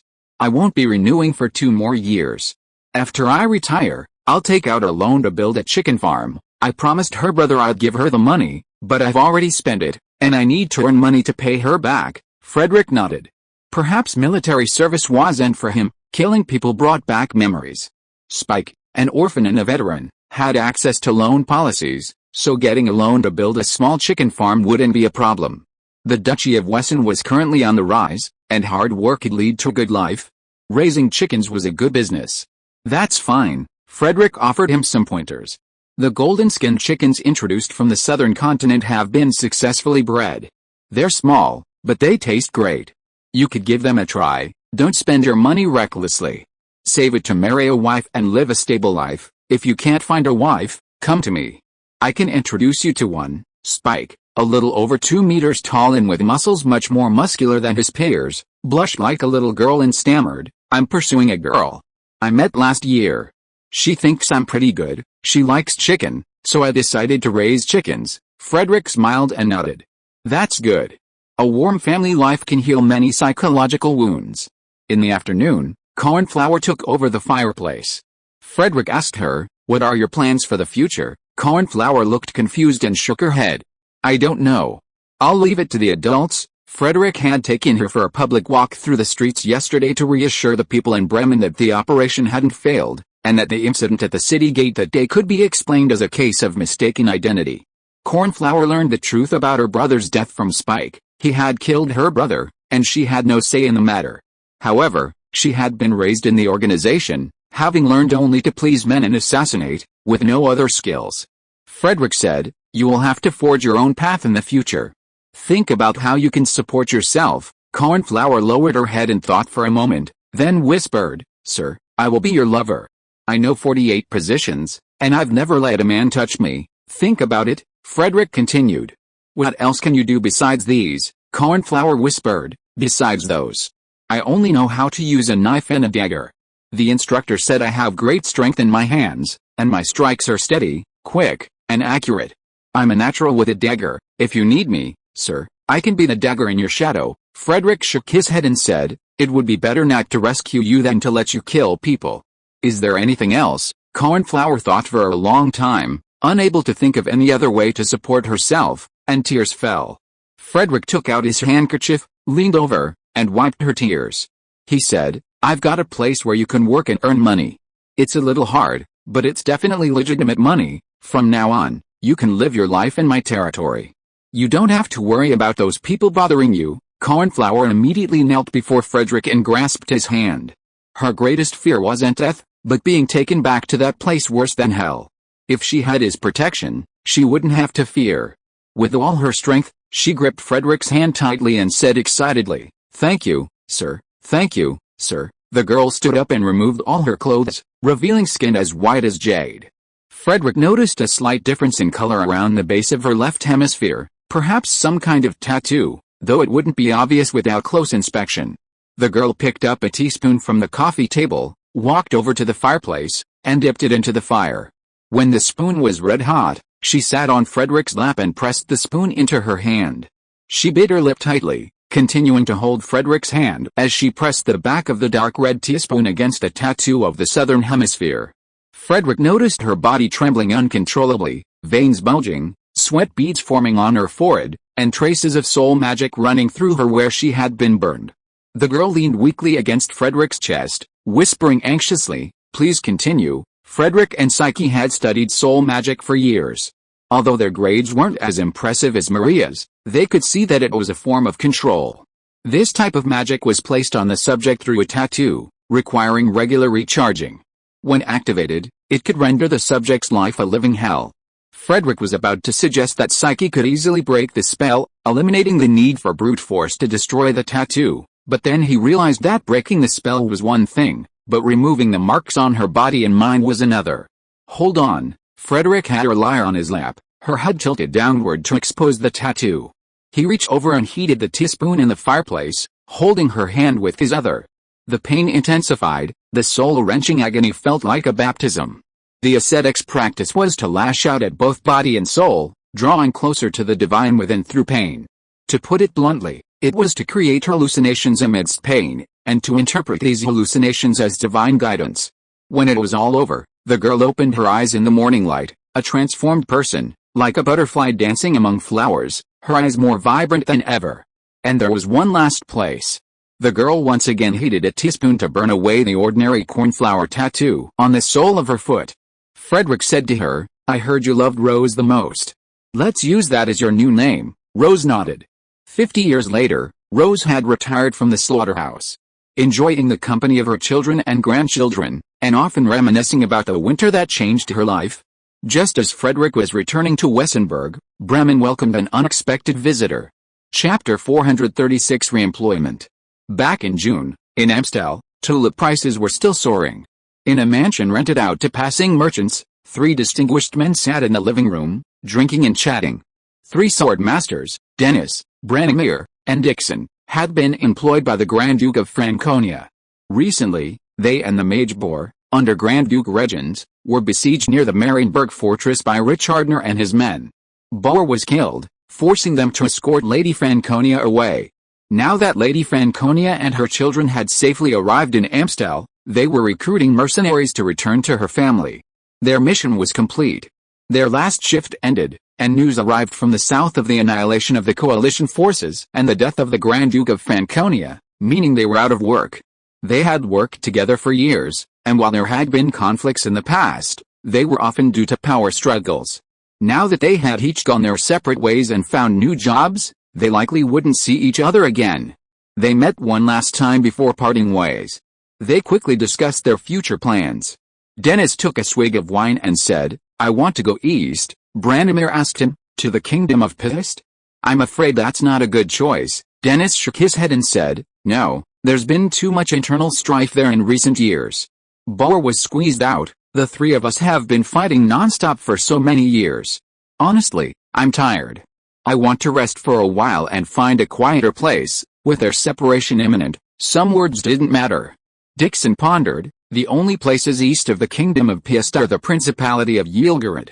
I heard that the Queen of Yilgarad is a noble of the Rhine Confederation. The culture of that place is popular there now." "You'd be very popular there." Branimir smiled and said, "Be prepared to drink a lot of liquor. In their eyes, the more you can drink, the more heroic you are." Dennis just smiled. Branimir continued, "I can't stand it there. I plan to find a place with good food and drink, Dixon asked. The only places with good food are Gaul and Sardinia. Which one are you going to? Branimir replied. I'll go home first and see what's going on, then I'll consider it, Dixon replied. Yes, I want to go home first too. My wife's health isn't good. She has trouble breathing in the winter, and I need to find a place where she can feel comfortable. Everyone knew his wife's health was poor, a condition she'd inherited from childhood, but they hadn't paid much attention. Dennis nodded and said, I'll go home and see what's going on. Duke Wesson has promised not to harm our family, but I still want to go back. The other two nodded in unison. They were a small group at the top of the human military power spectrum, but that didn't mean they could isolate themselves from society. Early on, they were funded by their families, and returning to their families upon success was the norm for most. The Grand Duke of Franconia had given each of them a city as compensation. Now, with their wealth and power, they still had to consider their family's concerns when seeking further employment. Dennis suddenly asked, does anyone want to go to Duke Wesson? Their territory was undoubtedly occupied by Frederick, so simply joining him seemed like a good option.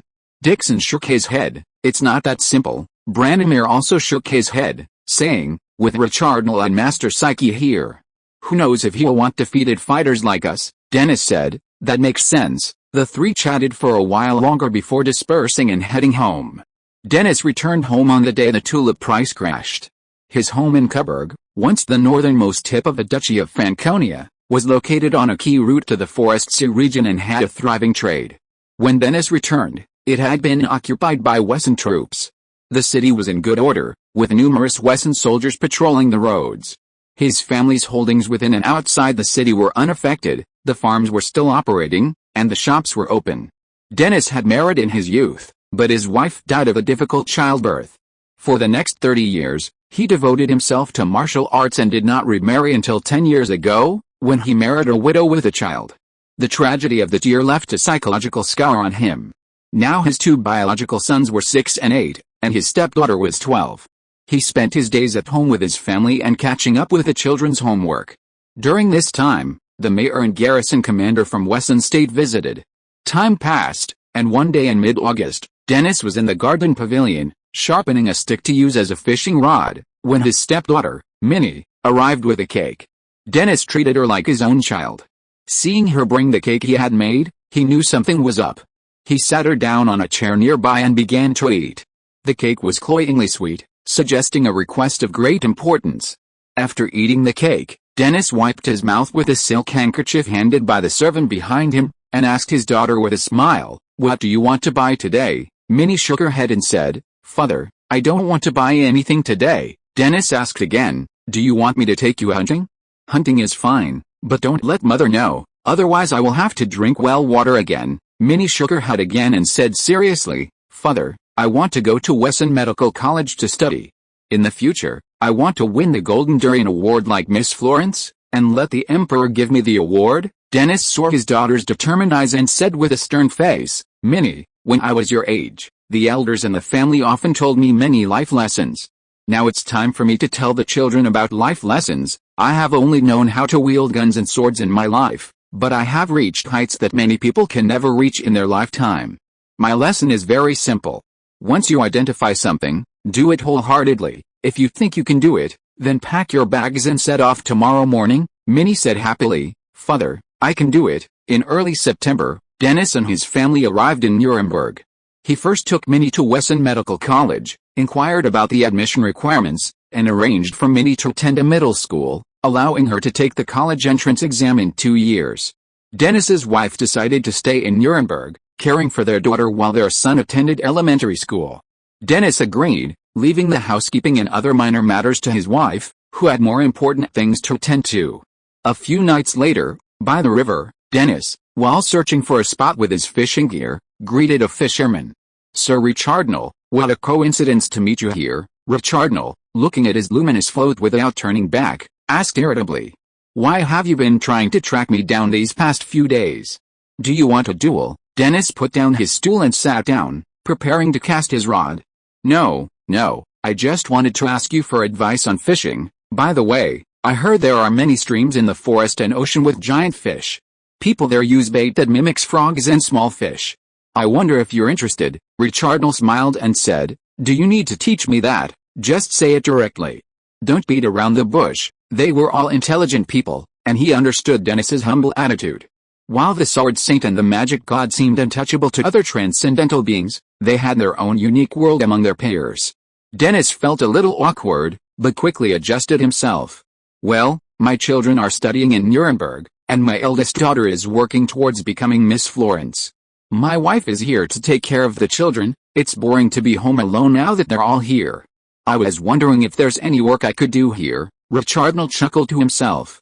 They were all sword masters, so what other work could there be? It was simply to join Frederick. He'd just lost a recent fight, and it felt awkward to just ask for his services. The higher one's status, the more important it was to maintain respect among peers. This wasn't just a personal issue, it involved the vital interests of the entire faction behind him. Dennis was a little nervous. He'd wanted to join Frederick for a while, but being too proactive would be embarrassing. Secondly, he wasn't sure what his former colleagues were thinking, and it wouldn't be a good idea to run into them here. Now that the children were coming to study, he had an excuse. He'd heard in Amstel earlier that his former colleagues had moved elsewhere, so he felt relieved. So he asked Richardal for an introduction. Richardal said, I'll tell Frederick about your salary, the same as mine. 3,000 florins a year, plus other duties. You can do whatever you like when you're free, but I'm not asking for a salary, and I don't expect you to emulate me. After all, I have my own business and enough money. Dennis immediately replied, no problem. Richardal nodded and said, okay, just wait for the notice. He then continued fishing. Dennis waited in Nuremberg for a long time. First, Frederick and Richardal went to the Helvetic Confederation, then the king died, the new king ascended the throne, and Frederick was crowned Grand Duke of Wesson. Finally, he received the notice. An assassination attempt on Grand Duke Wesson had been unsuccessful. Please go to Bremen to handle it. Upon your return, you will sign the employment contract. Dennis immediately packed up his things and set off for Bremen with his men, determined to make this trial a success, not only for himself but also for the children. Why are you here? At the meeting point, Dennis looked at Dixon and Branimir in surprise. The three former colleagues immediately understood, they would be colleagues again. Dixon, somewhat speechless, asked Dennis, didn't you say you were going east, somewhere where there's no internal strife? Dennis replied matter-of-factly, from a longitude perspective, isn't Wissenberg east of Amstel? Who are you trying to fight there? Aren't you going south to make your wife's winter comfortable? Dixon replied with equal nonchalance, where are the doctors as good as Wissenberg? They both looked at Branimir. Needless to say, for this guy, Wissenberg was a paradise. Chapter 437, Going Out to Play on Vacation.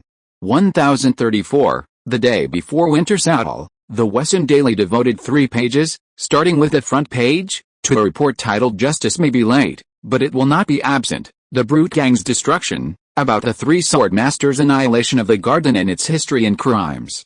On winter saddle, Dennis sat before the fireplace in his new mansion in Wissenberg, intently reading yesterday's newspaper. Although the living room had air conditioning for warmth, he preferred the fireplace, more for the psychological than the physical. They had returned the day before, and yesterday they had signed employment contracts with Frederick. Frederick had given them the mansion, and they moved in that same day. Upon learning that Dennis's daughter wanted to study medical school, Frederick arranged for her to transfer to the middle school affiliated with Wissenberg University, where she would attend remedial classes for 6 months before entering high school. His son also transferred to the affiliated elementary school. Frederick also heard that Dixon's wife had lung problems, and he immediately arranged for a consultation with the best doctor. Dennis was pleased with his new boss's arrangements. The Wissenberg University High School was the best in the Duchy of Wissenberg, with a strong faculty. Students who hadn't been awarded the 3 Good Students Award in elementary school were afraid to speak loudly. Many had been homeschooled by a tutor since childhood, so naturally, she didn't have the 3 Good Students Award, placing her at the bottom of the school hierarchy. Dennis didn't mind. The 3 Good Students evaluation of moral integrity was a bit hollow, but the academic and physical evaluations were real, requiring full marks in all subjects in physical education.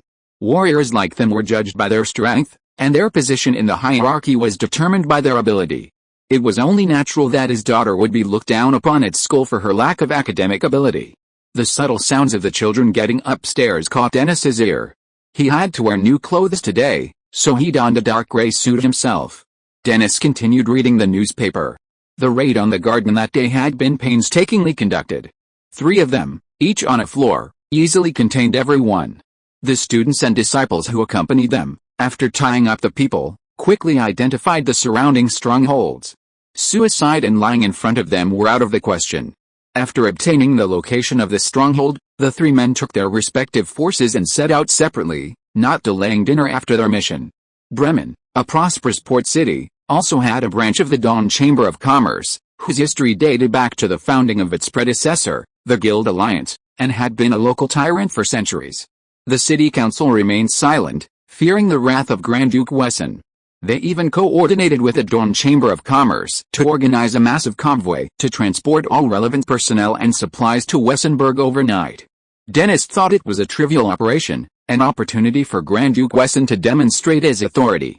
But in the newspapers, it was different.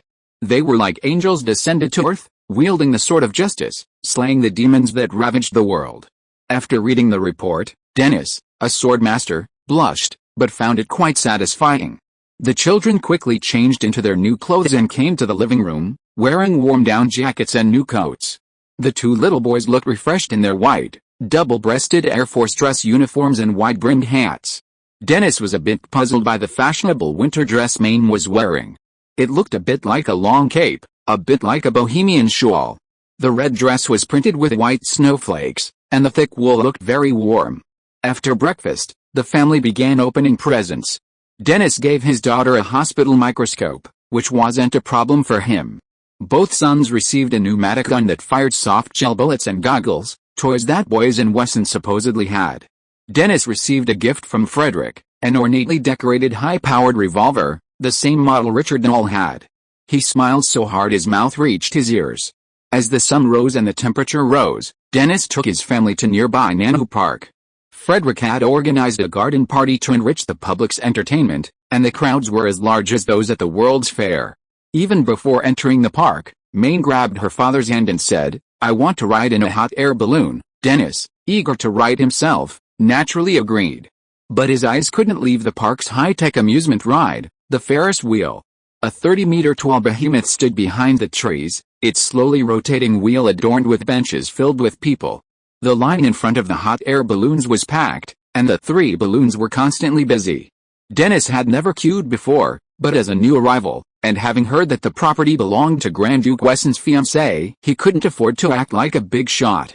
The line was long, and the weather was cold, so he didn't want to wait. "Dad, your officer's ID," Minnie tugged at her father's sleeve. "Don't you have yours?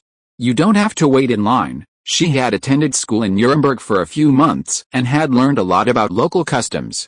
Dennis suddenly understood why his daughter had to bring her red ID with her before leaving. The hot air balloon soared for 5 minutes, and Minnie and her 2 younger brothers disembarked, their faces flushed with excitement. Dennis marveled at the convenience of having this for battlefield reconnaissance. Anywhere else, it would surely be hidden among the military, but here, it was open to the public. After the hot air balloon ride, there was a raffle. Each passenger was eligible for 1 entry, with a wide variety of prizes to choose from. These prizes were all given away free of charge by the businesses, without costing Maria a penny. As a sword master, he naturally won whatever he wanted. Dennis touched a pair of sunglasses for himself and a fox-fur waistcoat, the grand prize, for his wife. Both boys asked for fountain pens, as they were only allowed pencils at school, and fountain pens were for teachers. To them, they were like their father's sword. Minnie hesitated, then finally asked for a glass thermos. Dennis suddenly remembered that everyone of status here had a thermos. But these weren't just any thermos you could buy and give away, they had to be a commemoration of a reward or a significant event. A blank one would only draw ridicule. Dennis was almost ready to start a fight. "Sir, what are you doing here?" Not long after, Dennis spotted Frederick at the ring-tossing area. He was alone, while the girls were playing riddles nearby. After greeting his family, Frederick said, "Today's a break, so of course I'm out having fun." He paid the stall owner for 10 rings, aiming and throwing them at the farthest row of ducks. But the duck refused to cooperate, swung its head, and knocked the rings off, landing on a box of potato chips in front of it, causing the onlookers to burst into laughter. Frederick gave the chips to Dennis's son and continued to struggle with the duck. After confirming there were no plainclothes guards around, Dennis nervously said, "Sir, how could you escape on your own? What if you get into danger?" Frederick's second ring was knocked off by the duck again, this time landing on a box of cookies, which he casually handed to a nearby child. He said, "Don't underestimate me. I can't compete with you, but I'm not easily defeated either." Seeing Frederick's words, Dennis was speechless. Even if he took action himself, Frederick's escape would be no problem. Frederick ultimately failed to land the duck, so the owner gave him all the snacks that the flying hoop had touched, and he shared them with the other kids. He told Dennis that they were coming to the castle tonight for the torchlight procession, and then left in frustration. Chapter 438, Eggplant to Eat. The period from winter sowl to the new year is a time of rest. One place remains busy, the vegetable greenhouse. A castle in winter is no place for human habitation, so Frederick and his family moved into the manor early. The manor was once bustling and noisy, but it was still more comfortable than the castle, which felt like a refrigerator. Maria returned home to spend time with her parents before winter sowl. Lulu returned to Amstel in the fall to help relatives rebuild a house destroyed by a fire and secure orders for hulls from the shipyard there. Susan hibernated, pinching her nose and refusing to wake. A certain Cuckoo Knight, after returning from Citrus Island, quietly returned home to see his parents. Frederick was left alone to tend to his vegetable patch in the greenhouse. Several new greenhouses have been built on the manor, each measuring 100 meters long and about 8 meters wide, with a rammed earth wall about 5 meters high on the north side. Unlike other greenhouses, these used not film but large, 1 centimeter thick sheets of transparent, hardened slime, mounted on a steel frame. The north, east, and west rammed earth walls were particularly thick, painted black on the inside. These greenhouses were designed for the Church of Nature in the dark north, taking into account the heavy snow and frigid temperatures there. Lighting was also added to address the short winter days. In the summer, Psyche set aside a plot in one of the greenhouses to plant the newly introduced emperor fruit, or eggplant, so called for its noble purple color. However, eggplants at this point had not been carefully bred and were about the size of a mouse. While the open air yielded only 1 crop per year, the greenhouses could produce 2, yielding a decent yield. Psyche, having enjoyed a feast of braised eggplant, returned from Cologne to go skiing in the mountains, leaving the eggplants for Frederick. Numerous women were busy working in the greenhouses. They were nuns sent by the Church of Nature to learn winter vegetable farming, and retired Aurora warriors, who had become the backbone of northern agriculture upon their return. The young woman, Walki'uli, was the only one there. She had just finished checking the beehives in the greenhouse and came over to greet Frederick. It was eggplant harvest time, and someone else was saving the seeds. Frederick simply ate them, wondering what he'd make with them today. Walki'uli came over and asked, "Are the emperor fruits ripe yet?" Frederick replied, "Picking an eggplant, they're ready to eat once they turn purple. Saving them for seeds takes a little longer. Are the strawberries over there ripe?" Strawberries were the only fruit grown in the greenhouse. The other greenhouse was devoted entirely to them. Walki'uli didn't answer. Instead, she looked around to see if anyone was looking in her direction. Then, she quickly pulled a ripe strawberry from her pocket and thrust it into Frederick's hand. Hiding a strawberry to eat would get her attention from the older women, and since it was her first time doing this, she was so nervous that she stuffed the strawberry up Frederick's nostril. Frederick was stunned for a moment, then expertly tilted his head back and devoured the strawberry. Walki'uli whispered, "Is it delicious?" Frederick nodded, then thrust another strawberry toward her, this time in the right place. Their little gesture had long been noticed by the aunties, though they kept quiet. Frederick picked a basket of eggplants and asked Walki'uli, "Would you like to try some?" Walki'uli nodded. Psyche had cooked them once before for the students and faculty of the agricultural college, and she'd heard they were delicious, but she hadn't been able to get any when she went shopping that day. Frederick smiled and said, "Come over for dinner tonight." Since arriving in Wessenberg, Walki'uli had mostly spent her time at the manor learning from the students and faculty of the agricultural college, occasionally going into town for shopping. With the arrival of the students from the Church of Nature, she took on the responsibility of communicating with the relevant departments.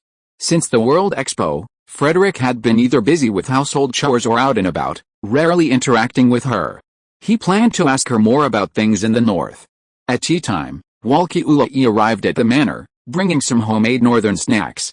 She made tea in the tea room. When the door opened, she suddenly saw Frederick approaching, carrying a snow bear. A closer look revealed a girl dressed in a snow-white bearskin coat and hat. Frederick placed Susan on the sofa and said, somewhat helplessly, she's been in the north for so long, and every time it snows, she's like she's confined to her bed, eating and sleeping. As he spoke, Susan blinked her large golden eyes, yawned, and greeted Walkie-Ule.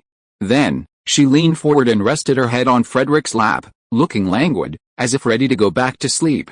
Frederick pinched her nose and lifted a biscuit Walkie-Ule had brought to her lips. Susan lay there and began to eat. Walkie-Ule found it intriguing and cautiously asked, "Can I try it?" Frederick nodded, and the two of them fed Susan as if she were a pet. Walkie-Ule suggested, "You could try giving her more liver in the winter.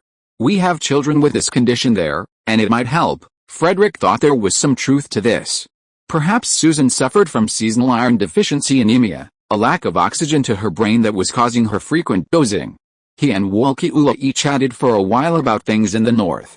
It was almost time, so he went to the kitchen to cook eggplant. Walkie-Ule offered to help, so Frederick took Susan back to the bedroom before heading to the kitchen. Stews are common in the north. Just throw everything into the pot and cook until cooked, and they're easy to keep warm. Frederick started with a salted fish and eggplant stew. Animal husbandry is underdeveloped in the north, and salted fish is a common meat. He made a few improvements, cutting the eggplant into small pieces to make it easier to eat with a spoon. Next, he stewed the eggplant slices with a red eggplant. Once the eggplant cooked, the red eggplant softened into a sauce that could be served on bread. Finally, he made an eggplant container for easy eating with a knife and fork.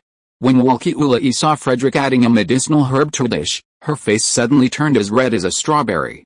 She bit her lip tightly, then finally seemed to understand. Everyone enjoyed the meal. Susan ate several more slices of bread than usual with her red eggplant and eggplant slices, and Walkie-Ule had a special liking for the salted fish and eggplant stew. After dinner, it began to snow, and Frederick walked Walkie-Ule back to her quarters under an umbrella. Walkie-Ule and the other students of the Church of Nature lived in a nearby red brick building. This was what Frederick called a peach blossom stone-style dwelling, also known as a tube-shaped building. It was a dream for migrant workers, originally intended for Frederick's guard company, but now used by them. The building had 3 floors, with 18 rooms on each floor, 5 staircases, and a common corridor on the north side. The bathroom and kitchen flanked the entrance, and the interior contained 1 bedroom and 1 living room with a rough tiled floor. The bedroom had a balcony. As they reached the bottom floor, Frederick felt Walkie-Ule's nervous tug at his coat, her grip still tugging as she ascended. Thinking she had something to say, Frederick followed. "Sit down for a moment. Pour your own water." Walkie-Ule helped Frederick off his coat and hung it on the coat rack. She retrieved a pair of cotton slippers from the shoe cabinet, turned on the heater, and then ran back to the bedroom to change. This was Frederick's first time here. To the right of the living room was the dining table and chairs, with a samovar and cups on top, and a cabinet next to them. To the left was what looked like a library. A thick cotton cushion covered the wooden sofa, and on the coffee table lay stationery and a thermos. A half-read copy of a color atlas of poultry diseases diagnosis and treatment was weighted down by a half-pack of fruit jelly beans. On either side of the sofa were filled bookshelves. The right contained agricultural books, the left, surgical and trauma treatment books. Frederick glanced at the trash can next to the coffee table. It was filled with snack wrappers. At that moment, Walkie-Ule emerged, dressed in loose pink pajamas. She saw Frederick, blushing, noticed the overflowing snack wrappers in the trash can and running downstairs to take them out. Frederick sat on the sofa, reading the color atlas of poultry diseases, which was filled with notes. Walkie-Ule returned and sat beside Frederick, her hands clasped tightly. After a moment, she blushed and whispered, "I'm not able to sleep with you these days. How about you hold me?" Frederick blinked. He hadn't said he wanted to sleep with her. Walkie-Ule continued, "When I came, the Pope told me that I must have your baby." Frederick was bewildered. What the hell was this? He hurriedly asked, "Wait, when did I say I wanted to sleep with you?" Walkie-Ule looked up at him and said, "If you didn't want to sleep with me, why did you put horseradish in the dish?" Frederick scratched his head and asked, "What is a horseradish?" Walkie-Ule was stunned. He didn't look like he was pretending. Could he have misunderstood? After some discussion, the two sides clarified the situation. East of the Piast Kingdom and along the eastern coast of the Inner Sea, there's a plant known locally as horseradish. Its rhizome is pungent. Frederick, perplexed by the fact that Teohuashi had tomatoes and potatoes but no chili peppers, searched for a spicy alternative. At this year's World Expo, a merchant, upon hearing about it, presented a rhizome he called white gold radish. Frederick was delighted after trying it. While not as good as chili peppers, it was a decent enough substitute. He offered a generous reward and asked for the seeds. The merchant, somewhat cunningly, gave the plant a regal-sounding name. Frederick, unfamiliar with botany and herbal medicine, didn't consider it herbal. The so-called white gold radish is actually the horseradish. It resembles a turnip, is finger-thick, and has a shape somewhat resembling a horsewhip. It has been used medicinally for thousands of years in its native and surrounding areas, taken internally for its aphrodisiac properties and applied topically to treat rheumatism. Locals say, a radish is worth its weight in lead, a sweet radish its weight in silver, and a horseradish its weight in gold, reflecting its preciousness. Walter Kiulai also studied medicine, so she naturally recognized horseradish. Seeing Frederick adding it to the dish and sending her back, she thought Frederick was going to attack her.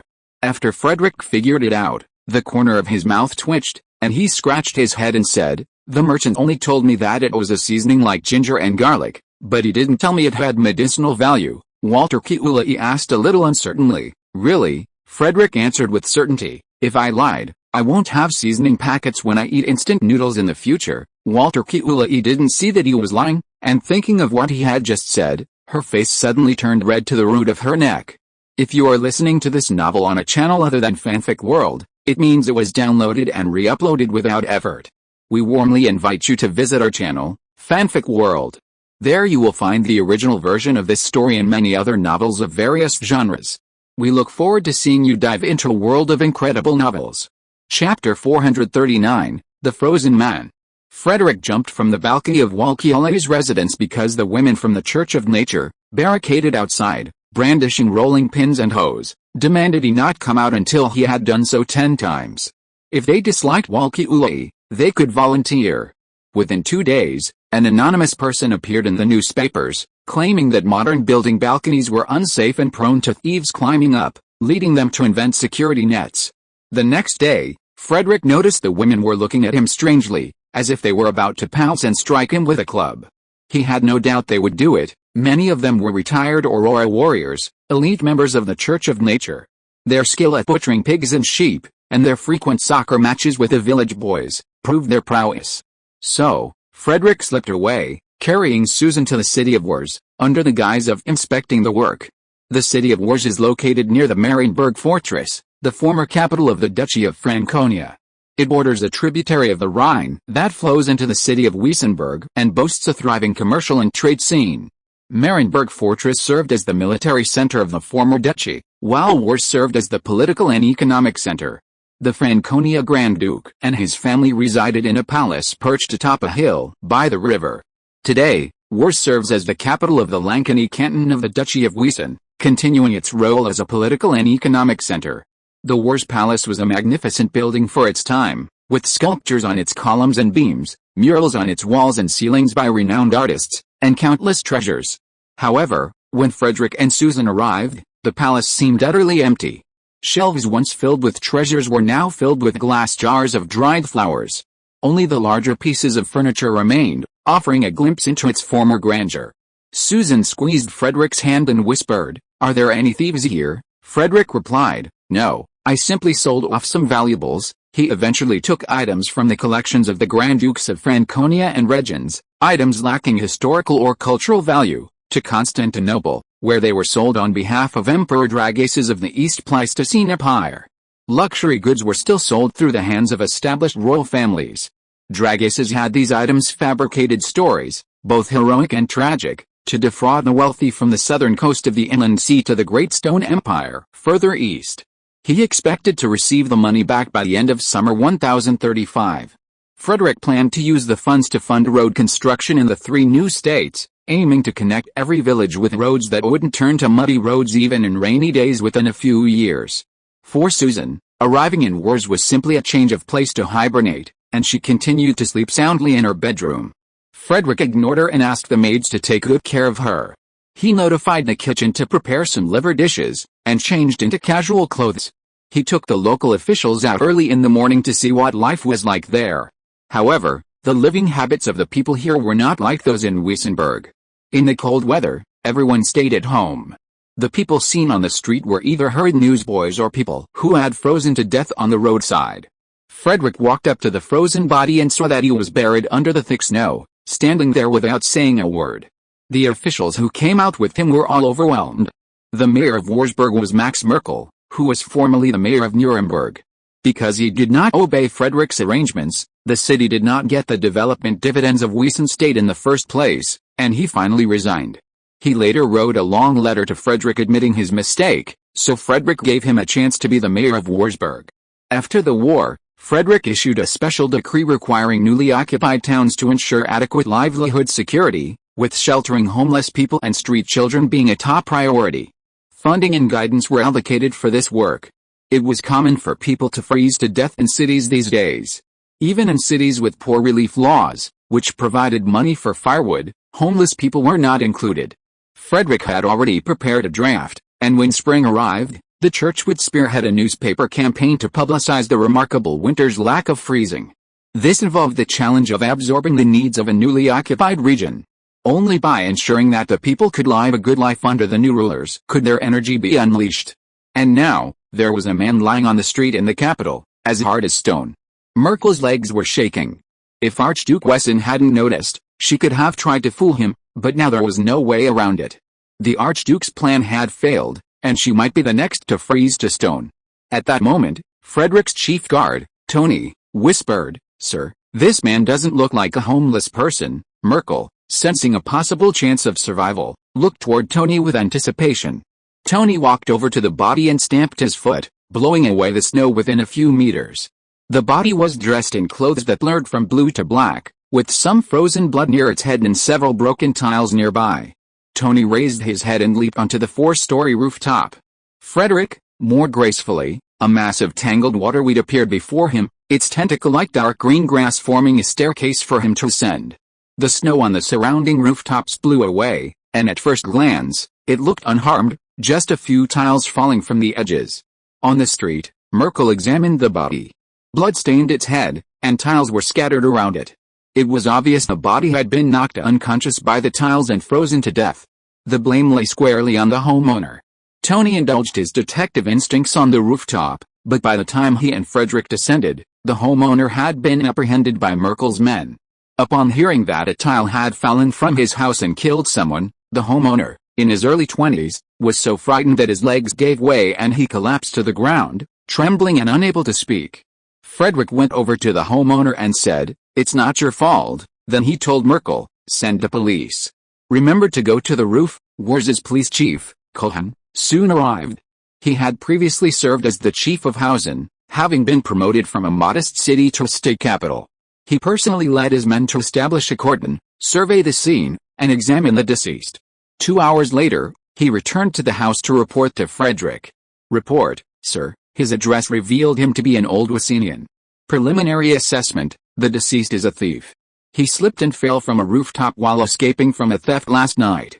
The tiles on the roof are loose. His skull is shattered, and the stolen goods are still in his arms, several pieces of women's jewelry and a purse. Frederick asked calmly, "Are you sure he's a thief? Not someone rushing home or having an affair?" These days, some people with supernatural powers don't like to walk on rooftops, especially those having affairs. Every year in Wesson, a few unlucky individuals are shot down by night patrols with shotguns. Chu Encheng nervously replied, "He's a thief. He's part of the biggest local gang. He has a spider tattoo." The old Wessenians were well aware of their master's stance on gangs. The Minister of Commerce was once exiled to the north for being a gangster's protector, but he didn't have such strong connections. Eliminating gangs is a fundamental police mission. If gang members were stealing now, it meant they weren't doing their job properly. A scolding would be the least of their worries. Soquan explained immediately without waiting for Frederick to ask, "This gang used to be the black love of the Franken family. The organization is very large, and we have been digging deep to find the position of its leader." Frederick nodded. This kind of gang that colluded with a regime had deep roots. If it was not eradicated in one fell swoop, the remaining elements would cause trouble, so there was no need to rush. At this time, the landlord suddenly said, "Sir, in fact, everyone in the city knows that the leaders of the Spider Gang will have a party in Spiderbutt Lane one day before the new year, which is tomorrow. This thief came out to steal things because the money his leader paid to the big boss is not enough." Frederick nodded, turned to ask Chuen, "How do you arrange this matter?" Chuen's forehead was suddenly covered with cold sweat. After hesitating for a while, he said truthfully, "I just know about this now." Frederick asked the landlord, "Why didn't you report it before?" The landlord thought that he could hear from the conversation just now that Grand Duke Wesson was very concerned about the lives of the citizens. He gritted his teeth and said, "Who knows if you, sir, are like the old masters before, who went to complain during the day and were beaten to death and thrown into the river at night." Frederick turned to look at Chuen, sneered, and scared him so much that his legs trembled. "I've told you more than once." Frederick's voice was colder than the snow outside. "Your salaries aren't paid by me, but by millions of taxpayers. You take taxpayer money, so you have to serve them. Everyone knows how to be grateful. If you help them, they will help you. Things you can't do alone can be easily accomplished with their help." Chuen nodded continuously. Tony, standing by, was worried that he might hurt his neck. Frederick said to the landlord, "Please tell me everything you know." The landlord was relieved and said, "Please rest assured, sir. I'm a playwright. I often go to the tavern to collect folk songs and have heard a lot about them." Frederick assured him, "Don't worry, no one will know it was you who reported it, and you will even get a bonus." Chapter 440, Start Arresting People. Frederick decided to handle the case himself. To prevent the Spider Gang from being alerted, the homeowner acted out a play in which he was taken to the police station because a tile fell and killed someone. News traveled slowly in the cold weather, but the thief's absence would alert people, so he put on a full-scale play. At the police station, the homeowner drank the legendary coffee for the first time, and while drinking it, he told Tony everything he knew. After listening, Frederick went to Quen's office and said to Tony, "Go to the fortress and call Bernd. The Snow Leopard Brigade of the Wesson Army is stationed at the Marienburg Fortress and is currently conducting new recruit training." Bernd quickly arrived at the police station on his purple unicorn, and Frederick asked him bluntly, "Are those new recruits ready to be brought out to show people, huh?" Bernd thought the commander was going to ask about their training. Surprised, he replied, "Commander, the new recruits in the barracks have been in formal training for 2.5 months. The squad leaders are all veterans, and they're basically ready to march in formation." He wondered what kind of grand display the commander was going to make, bringing them in his background. Frederick thought it was enough, and began giving orders to Merkel, Cohen, and Bernd. At dawn on the last day of 1034, a knock on doors rang out in Wurzburg. City officials had woken up all the tavern owners and their wives, saying the garrison at Wurzburg Palace was hosting a grand reception and needed their assistance. The owners reluctantly followed, mentally cursing their bad luck. A boss with rosacea kept cursing along the way, "What bad luck? Even in the new year, we can't have peace." Frederick, who was inspecting the work in ordinary clothes, overheard him and asked curiously, "Isn't there a big business deal you can't handle?" "What?" The boss with rosacea continued to curse, regardless of the fact that he was from the city government. Those blocked words took the liquor away. "If I can give them 30% of the money, it's like the god of light has personally blessed me." For a long time, soldiers and bandits could be said to be two sides of the same coin, the difference being whether they have a formal organization or not, but the work they do is basically the same. Frederick said to the boss, "Don't worry, the Wesson army always pays full price when they buy things." The boss with rosacea snorted coldly and said, "The master wants to give enough face, but I don't know what the subordinates will do." Frederick said nothing. "Some things are useless if you just talk, you have to take concrete actions to change others' views." A bold bartender nearby said to the drunken-nosed man, "Stop talking. I'll just add more water when the time comes." The city's taverns were essential social venues for the locals, and the bartenders knew everything about their surroundings. They knew who was a gang member and who was a low-ranking thug. It was all in their heads. The bartenders were taken to the Wirtz Palace, where city staff, called back for overtime, interrogated them about the gangs. The drunken-nosed bartender scowled. "What's the point of all this? They arrest people, lock them up for a few days, and then let them out. In the end, we're the ones who suffer." The other bartenders shared the same attitude. In the past, when gangs got too serious, they'd launch a short-term campaign, arresting a bunch and extorting some money. After a few days, they'd release them, and they'd go back to their old ways. Furthermore, there was more than one gang in the city. Divide and conquer was always the most effective method of control. Besides the Spider Gang, there were several other gangs of varying sizes. After learning of this, Frederick thought for a moment and said to Neuer and Merkel, "Tell them that any gangsters caught with blood on their hands or who have committed rape will be hanged. Those who inflict minor injuries or more will be sentenced to hard labor for a minimum of 10 years, and those who steal for a minimum of 5 years. Yes, anyone with more than 5 people under their command will be hanged." In the Duchy of Wesson, Frederick was the local emperor, and his word was law. Not only would he severely punish gang members, but even the theoretical implementation of the right of first night was possible.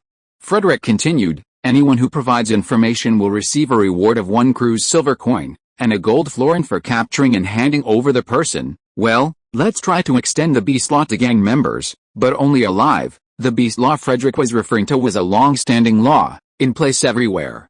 To protect agriculture and merchants, anyone who killed a man-eating beast like a wolf could receive a reward from the local lord. Bandits and robbers were also considered beasts. In troubled times, stern measures are called for. Frederick decided to use this operation as the starting point for a special crackdown on organized crime, targeting not only the 3 newly conquered cantons but also the resurgent organized crime groups within Wesson.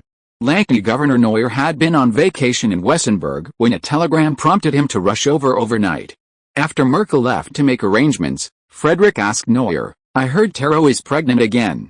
How long has it been?" Frederick had been cared for by Taro since childhood, a near mother to her. He hadn't heard of her pregnancy until the Winter Spirits holiday, only finding out yesterday when Merkel mentioned it. Neuer had been trying to reflect on his work, but Frederick's sudden conversation only made him even more nervous. He had been a tax collector in Wesson, then Minister of Tax in Wesson, and now governor. With a finalized plan for the duchy's administrative structure still undecided, including the heads of several departments like the tax department, he considered taking on 2 roles. Frederick was fully aware of his subtle intentions. His in-laws, the head butler, Alfu, had hinted at this before. Neuer cautiously answered questions about family matters. Frederick, avoiding official business and focusing on personal matters, wondered if this was a final plea for him to return home and retire. Frederick chatted for a while, finally saying, "You have to do this job well. If you do a good job with the Lankney situation, I might ask you to work harder and do more." Neuer understood, a bright smile breaking across his face before quickly returning to a serious expression. He understood that if Lankney did a good job combating organized crime, it wouldn't be impossible for him to assume the role of Minister of Taxation. Frederick waved him off to work, thinking he was moving too fast. His base was too small, and he lacked both capable and experienced personnel. With Neuer and Merkel, the tavern owners began to relent. It was the Wesson troops arriving from the fortress that ultimately led to their decision to sell off the gangs. The Snow Leopard Brigade headquarters and the newly trained recruits arrived in front of the War's Palace. Their formations were neat, and the aggressive Wesson troops reassured their superiors. At 3 o'clock in the afternoon, the Snow Leopard Brigade staff compiled the intelligence provided by their superiors and marked it on a large map of the city. Barons studied the map and began to divide the city into several areas. Each platoon was responsible for one area. 3 squads were assigned to 1 assault and capture, 1 to maintain perimeter security, and 1 to guard the prisoners. They arranged the operation in an orderly manner, first capturing the leaders and then dealing with the subordinates. Frederick watched silently from the sidelines. Tactical planning was not his forte. Baron's command was meticulous, taking into account the road conditions, which routes each company should take to avoid being blocked, and clear landmarks to prevent getting lost. He also calculated the approximate time from the War's Palace to the target location, and arranged the order and spacing of the various units' departures, ensuring that they arrived and launched their operations at the same time as much as possible. The sun sets early in winter, and by 6 o'clock in the evening, darkness had begun to fall. The first to take action were the police, led by Chuen. They deployed the fire department's ice grenades, freezing the gang members at the year and gathering to pulp. They were carried shivering out. The veterans and the new recruits attacked almost simultaneously, kicking down doors and entering the houses, arresting anyone they saw. New recruits who resisted were beaten with thick wooden clubs, and those who proved stronger were shot twice by the veterans. The boss with rosacea, like other bosses, was using a loudspeaker to publicize his policies in the neighborhood where he lived. Fellow countrymen, Grand Duke Wesson has come to the city of Wiltz. He's going to wipe out all the gangs in the city today. Grand Duke Wesson said that there will be a reward for catching a gang member, and 1 gold coin for a small follower. Think about how long it will take you to earn 1 gold coin. Everyone, hurry up if you want to do it. Once the soldiers come, there will be no share, he had just shouted twice when the second-floor window of the house on the left side of the street opened. A bald man stuck his head out and asked him, "Are you telling the truth?" The man with rosacea recognized the bald man and understood his family's situation. He said, "The kid from your family didn't do anything bad. He will be back from doing hard labor for a few years. If he turns himself in, he can save 2 years." The window on the second floor of the house opposite on the right also opened. A middle-aged man stuck his head out and asked, "Is there a reward for turning himself in?" The man with rosacea said unhappily, "Of course not." The middle-aged man and the bald man opposite looked at each other and instantly reached a consensus: exchange children for the reward. Chapter 441 Inspection. 1035 arrived amidst a heavy snowfall, which began at dawn and ended at noon. On the first day of the new year, the leaders of every city and town in the Duchy of Wesson arrived at their offices early to carefully review the spirit of the year's #1 document. It was still winter, and people relied solely on newspapers and radio for outside information. Under Frederick's unified command, the crackdown on crime in War City remained completely silent, with only the city's top brass knowing of it. This was the advantage of relocating civil servants to new states. They hadn't yet colluded with local gangs, and the only way to achieve promotion and wealth was to demonstrate their achievements to the attention of the Grand Duke of Wesson. The Duchy of Wesson spent the entire month of January engaged in a crackdown on crime. With the War City model as a model, and with some deliberate planning, the cost of road construction after the spring would be significantly reduced. Frederick disengaged himself from the operation after the first day. For him, the only thing left was to await reports, not personally handle everything. A few days into the new year, Frederick, without warning, arrived at the War City internment camp, accompanied by Tony and several other guards. The shelter, built outside the city, was divided into men's and women's sections, each consisting of simple wooden huts. While there weren't many homeless people in Wars, many were passing through on their way to Wesson, only to find themselves in Wesson. A body was hanging in the yard. Frederick inquired with the staff there, and learned that the man had collapsed in the women's restroom last November for rape. The court sentenced him to death and brought him back here to serve his sentence. The staff opened a room, revealing a large bunk bed where several people lived. A sweltering, pungent mixture of foot odor and sweat surged out, and Frederick imagined a vision of his grandmother waving at him from the clouds. There was no other way. Ordinary people needed firewood for bathing in winter, and chopping wood required a lot of labor. While sword masters were efficient at chopping wood, they wouldn't do it, leaving only ordinary people to do it, as it was expensive. Magicians skilled in fire could boil water, but they wouldn't come here to work for the homeless. The shelter was just a place to keep people alive, so they couldn't afford to shower daily like Frederick. Furthermore, with current medical care, catching a cold or falling sick in winter could easily lead to death. The smell inside was unimaginable. Frederick simply watched from the door for a moment, breathless, before leaving. Everyone inside was busy working. The shelter couldn't afford free meals, they needed to complete a certain amount of work each day to get food. So, in this room, several older men were stringing colorful hard plastic beads into bracelets. In the next room, they were gluing envelopes. In the women's rooms, they were knitting hats, and in the kitchen, the elderly were peeling potatoes. No one was idle. Those who worked hard could save money and find work outside after the winter. The last room offered better conditions, housing homeless disabled people. They were given some skilled crafts to do, allowing them to stay longer. For now, these disabled people could still earn a living. When they grew older and couldn't work anymore, they would have to go to a church-run nursing home, where at least they wouldn't end up dead on the streets. Frederick was quite satisfied with the shelter. Even this level of effort was a great achievement these days. Nowadays, there's no concept of a social security system. Everyone saves for retirement while they were young. Those who can't must rely on their children for support, and those without money or children can only wait for death in church nursing homes. Currently, the only social security law in place is the Poor Law, which mostly provides only free food. Some places, like Cologne, offer firewood in winter. At the grassroots level, only guilds provide some social security, providing members with subsidies when injured or ill and unable to work. Frederick doesn't have much to offer, so he's enacted the Workers' Accident Compensation Act, which mandates that employers provide compensation to workers injured in workplace accidents. Years ago, he considered establishing a government pension system, but the retirement age was a challenge. The retirement age for ordinary people is different from that for those with extraordinary powers, different for manual laborers from those in office jobs, and even more so for psyche. At the time, he wondered if his ideas were out of touch with the world and whether they were suitable before the economic foundation, social structure, and social values completely changed. Therefore, he shelved the proposal for a sickness social insurance law.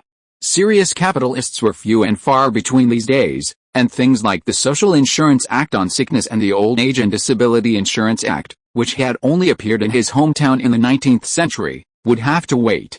The city had been bustling these days, with citizens, braving the bitter cold, lining up in front of the town square to report to the public prosecutor the crimes committed by gang members over the years, ranging from murder to unpaid fruit. Following the show trial of a distant relative of the Archduke of Bavaria in 1025, Frederick reformed the public prosecutor system, ultimately promulgating a new Public Prosecution Act and establishing the Public Prosecutor's Office. Its current responsibilities included reporting and prosecuting crimes, accepting public reports and denunciations, prosecuting criminals in court, appearing in civil courts as a public interest representative, and supervising judicial administration. For the first time, the citizens of Wars felt a difference under their new rulers. Cases that had previously been unresolved were finally being handled by their masters, a feeling of light breaking through the clouds. So many people arrived that the procuratorate had to recruit literate citizens to help, and even priests and monks from the church were invited. It was freezing cold, and the snow outside the city was knee-deep, threatening to freeze people to death. The city hall had people prepare sweet soup with plenty of ginger and distributed it to those in line.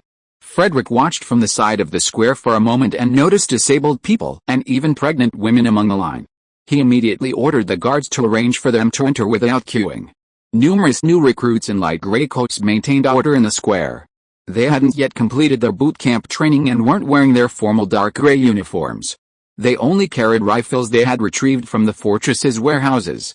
Many citizens were discussing these soldiers, still a touch childish, who had impressed everyone with their appearance that day when they stormed the gang leader's house to arrest someone, and were showered with praise. Many of the new recruits smiled shyly at the praise, some even scratching their heads.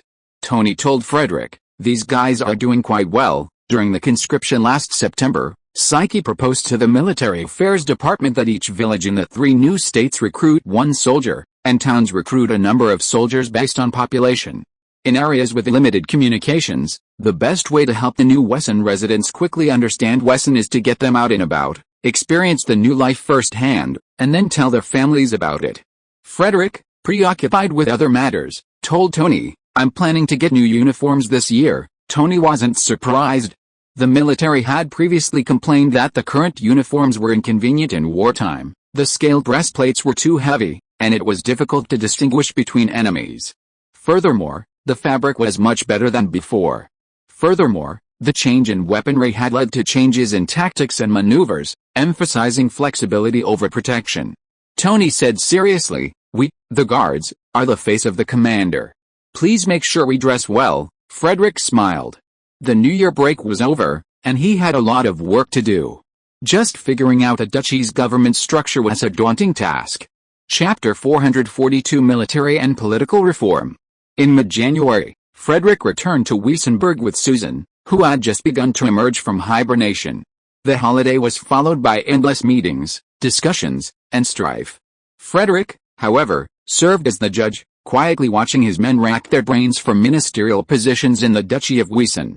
He also took time to monitor the Garden Gang, captured late last year. Dennis and his team had brought back numerous documents, including numerous account books, listing both assassination and prostitution deals. Frederick had a list of the assassination deals compiled, first interrogating those involved and then hanging them up on the wall. Abducted children and ordinary employees with no blood on their hands who were willing to return home were offered travel expenses, while those without homes could assume new identities and live in Wesen. However, The account books didn't record the employers, instead, they were numbered sequentially. The last deal was the assassination of Frederick.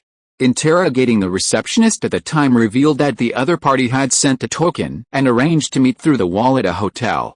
By the time they arrived to collect the payment, the person was gone. Frederick was left with no alternative but to release the news and then try to scare the crap out of everyone. He now focused his attention on government reform.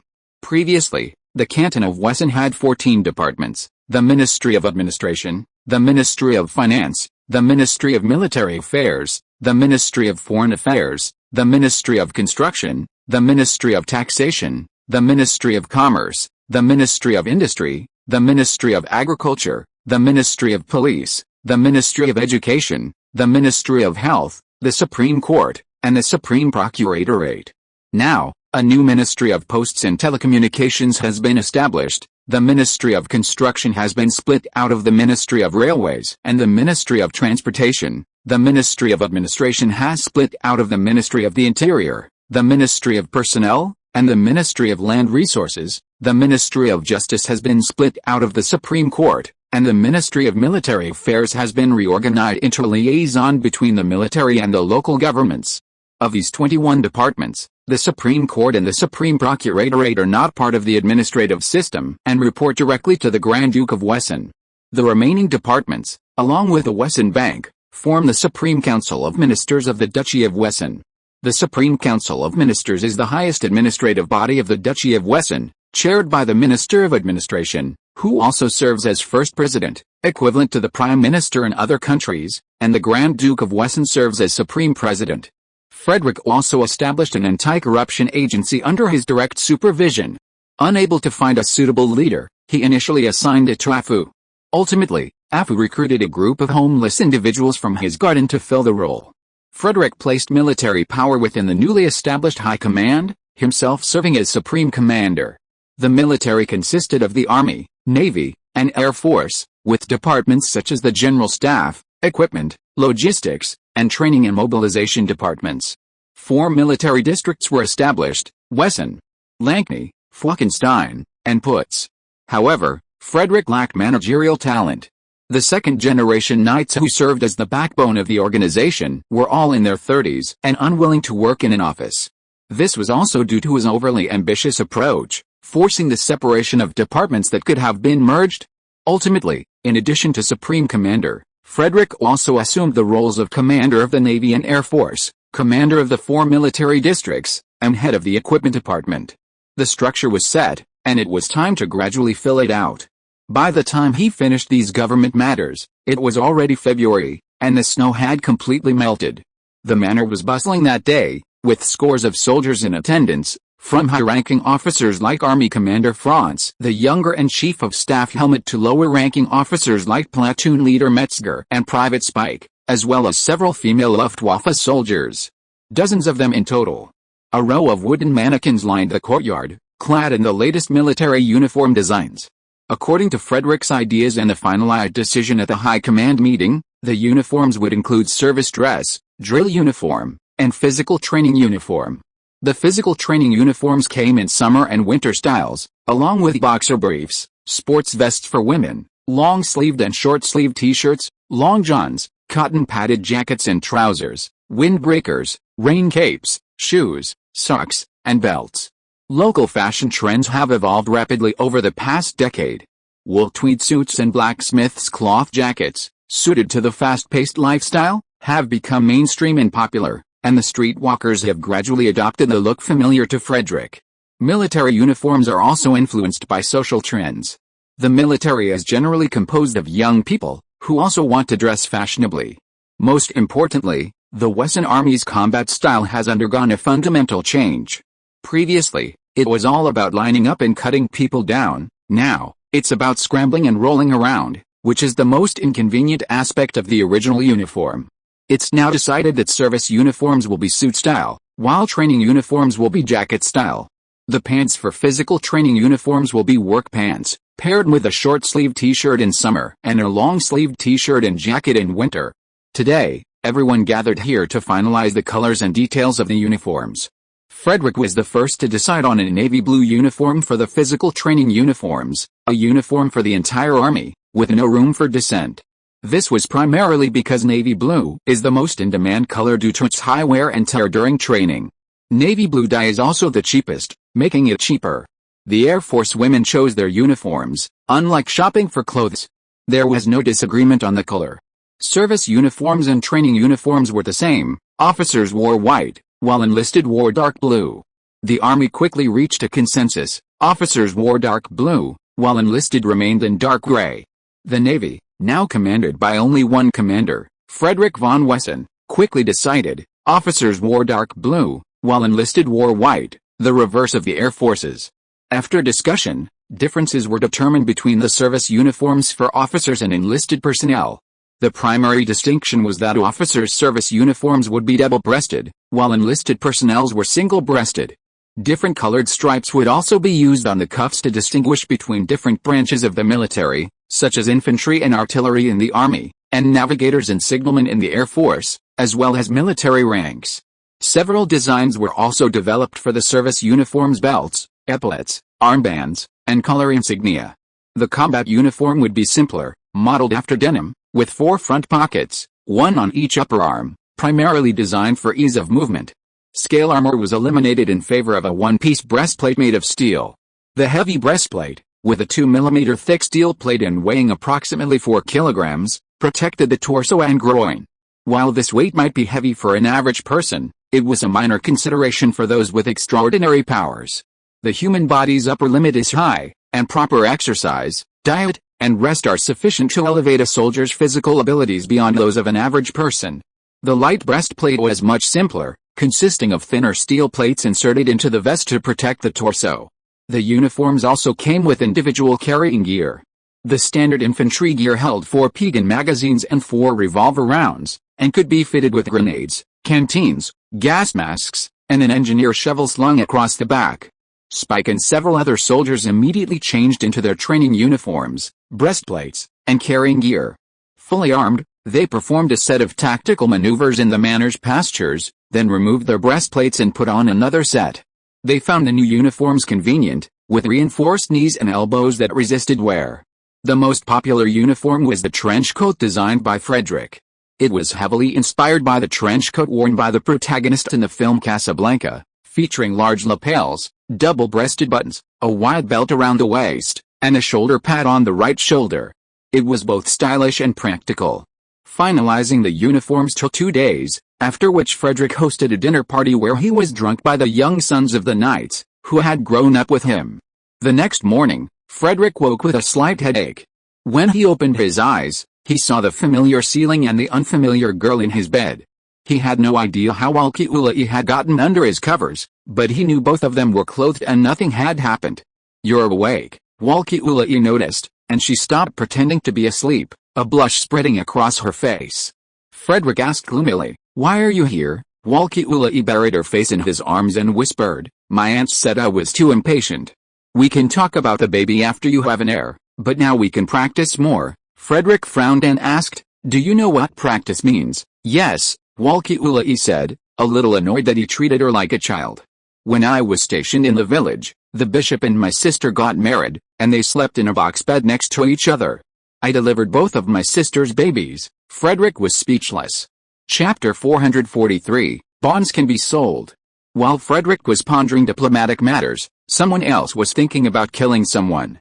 Dennis, upon arriving to work in the Duchy of Wesson, initially found everything exciting, but after the novelty wore off, he found life a bit boring and decided to find something else to do. A few days ago, his youngest son broke a wooden soldier doll at a classmate's house. He took his son out to buy a new one with his pocket money as compensation, and then discovered a huge business opportunity. Before he could make further plans, an unexpected visitor arrived. The butler brought a middle-aged man with red hair and a suit to the living room. "My name is Delroyd of Wesson Accounting Firm, and I greet Sir Dennis." Dennis looked at the middle-aged man with some confusion. He had heard of these red hounds in Wesson and wondered why they were looking for him. Delroyd, from the Kingdom of England, had come to Frederick's office for a bank president position but failed, so Frederick asked him to set up his own accounting firm. The state of Wesson is home to many outsiders, all of whom live in harmony. The exceptions are the red-haired accountants Delroit recruited from his northern homeland of the Kingdom of England. Delroit's accounting firm is renowned for its skill and ruthlessness. Each of whose 7 master accountants possesses unique strengths, possessing unique skills, and possesses a formidable fighting spirit and endurance. Their standing in the accounting world is comparable to that of a swordsman or a mage. They often uncover major problems from the smallest clues, and the number of government employees and officials who have perished at their hands after receiving audits from government departments has already exceeded 2-digit figures, with even more condemned to death in the mines. Delroit used to be a recluse in public, rarely interacting privately. His early refrain, "I am the Hound of the Duke of Wesson," has earned him the nickname Red Hounds. Their dedication has paid off. Delroit is now a baron, and the 7 master accountants have received knighthoods. Minnie was reading in her room when, after more than 10 minutes, she suddenly heard her father's roar from the living room, "Hang them! Hang all these filthy, shameless, despicable thieves!" After the Duchy of Wesson took over Kberg, they began to review the accounts to better understand the local situation. They were shocked by the results. During his more than 10 years as Lord of Kberg, Dennis had earned the equivalent of over 1,000 florins annually, but the relatives he appointed to govern the city had divvied up over 1,500 florins. This was just the city's revenue, not including his businesses like the Chamber of Commerce. Upon hearing these figures, Dennis's expression twisted drastically, and the teacup in his hand shattered into powder, the tea evaporating. He had been tricked by those people for over a decade, and he couldn't let it out. He quickly realized that Grand Duke Wesson had informed him of this matter so that he could use the same law to deal with those people. Dennis immediately calmed down and, without further ado, commissioned Wesson accounting firm to audit the accounts of his family's businesses. Frederick instructed Dennis and his men to handle matters with special consideration. De Ruyter contacted the accountant in Coburg via a military telegram, and the results were equally shocking 5 days later. The Grand Duke of Franconia was very kind to Dennis. Coburg was located on a major transportation route and enjoyed a prosperous trade. The city's income, combined with the family business, could easily generate 3,000 to 4,000 florins annually. The problem was that Dennis lacked management skills, so he had to delegate management to relatives. Initially, these relatives were cautious about collecting the money, but when they realized that the swordmaster was clueless and took his word for it, they relaxed their grip. De Ruyter finally told Dennis, "Lord Dixon's domain is better than yours, but Lord Brandimere's is in a terrible state. He only receives 1,000 florins out of 5 or 6,000. Dennis felt a little relieved. He didn't take matters into his own hands, but instead sent his steward to court with the audit report from Wesson accounting firm. Many of the parties involved were his relatives, some of whose parents had previously helped him, leading them to recklessly make money. It wouldn't be convenient to just call them in and chop them to death, so let the courts do the killing. The Red Hounds have become famous once again. Many merchants who came to the Duchy of Wesson for last year's World Expo plan to hold trade meetings here. Their biggest concern, of course, is that someone here will falsify accounts and embezzle their money. Now they have a good preventative measure. However, some people are no longer laughing, and this has to do with these Red Hounds. Last year, Frederick arranged legislation regarding the sale of bonds and equity, and then went to the Helvetic Confederation. Diesel has been preparing to build an engine industrial park near the city of Wurzburg. Neuer went to great lengths to persuade him to come there, offering him numerous preferential policies. Everything is ready. As long as Frederick approves the sale of bonds, Diesel can sell them publicly to raise funds. The enactment of the Bond and Equity Trading Act has sent a chill through Diesel and others. The Bond and Equity Exchange Act stipulated that the Duchy of Wesson would establish a bond and equity exchange, legally protecting transactions within it. The exchange would be built in the former castle of Count Roth in Ratibor, north of Wessenberg. Several of Frederick's neighboring castles had been largely unused, selling tickets for tours and renting them to merchants for banquets to cover their upkeep. Now, they were perfectly suited for use. These weren't the issues, the problem was the rather restrictive entry requirements. At an informal gathering of the academic hydra, Diesel complained to Almite, "It's easy for us to sell bonds. Asking for 5 years of tax records and bank statements is no problem. Freezing fixed asset mortgages is understandable, but is it worth it to let the Red Hound bite us?" Diesel was a bit timid in the face of these accountants, just as his students had been with him. His seemingly flawless work was quickly tainted with numerous problems, some of them quite serious. He had originally been quite confident about his business, but the accountants at the accounting firm, led by senior accountant Bill, arrived yesterday morning and began work. By the end of the afternoon, they had compiled a page-long catalog of problems. The law requires that the accounting firm's rating be disclosed when selling bonds. To achieve a higher rating, the company must complete the rectification before the next review. Amit, who had already taken his place as governor of Wesson State with ease, said to Diesel with a smile, "The Wesson State government had a large surplus last year. I had a hard time convincing the president to let us stay, and we're waiting for your bonds to be issued so we can invest in them. From our point of view, if the factory you use as collateral can withstand their audit and get a very high score, it means the factory is a high-quality asset, and we can buy your bonds with confidence," Diesel said dejectedly. "Then buy more when the time comes, and it would be best if all of them were my bonds." Amit spread his hands helplessly and said, "They're watching us even more closely. If I use more than half of the funds to buy your bonds, they'll suspect some shady private deal between us," he added indignantly. "Besides, you're not going to put the industrial park here with me and pay my taxes. Why should I take such a big risk to help you?" Diesel smiled and said, "I'm responding to the president's call to invest in New Jersey. I'm not deliberately trying to make things difficult for you, nor am I coveting those years of tax exemption." Amit was feeling a bit frustrated. He'd heard about the implosion machine industrial park a while ago, but he'd neglected to do any public relations, considering everyone was so close and lacking the time. He'd never expected Neuer to snatch the park away from Lankney. Even worse, the park's location was across the river from Wesson. Manuel on the side said to Amit, "I think Diesel's industry is very worth investing in.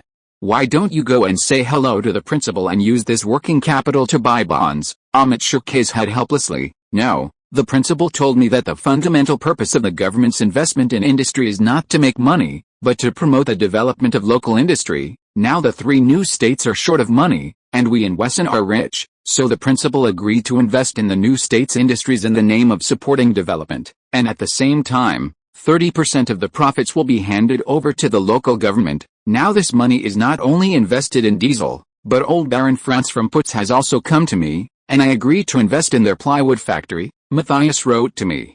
He decided to promote the cultivation of dye plants on a large scale in Fayette State and build a dye factory.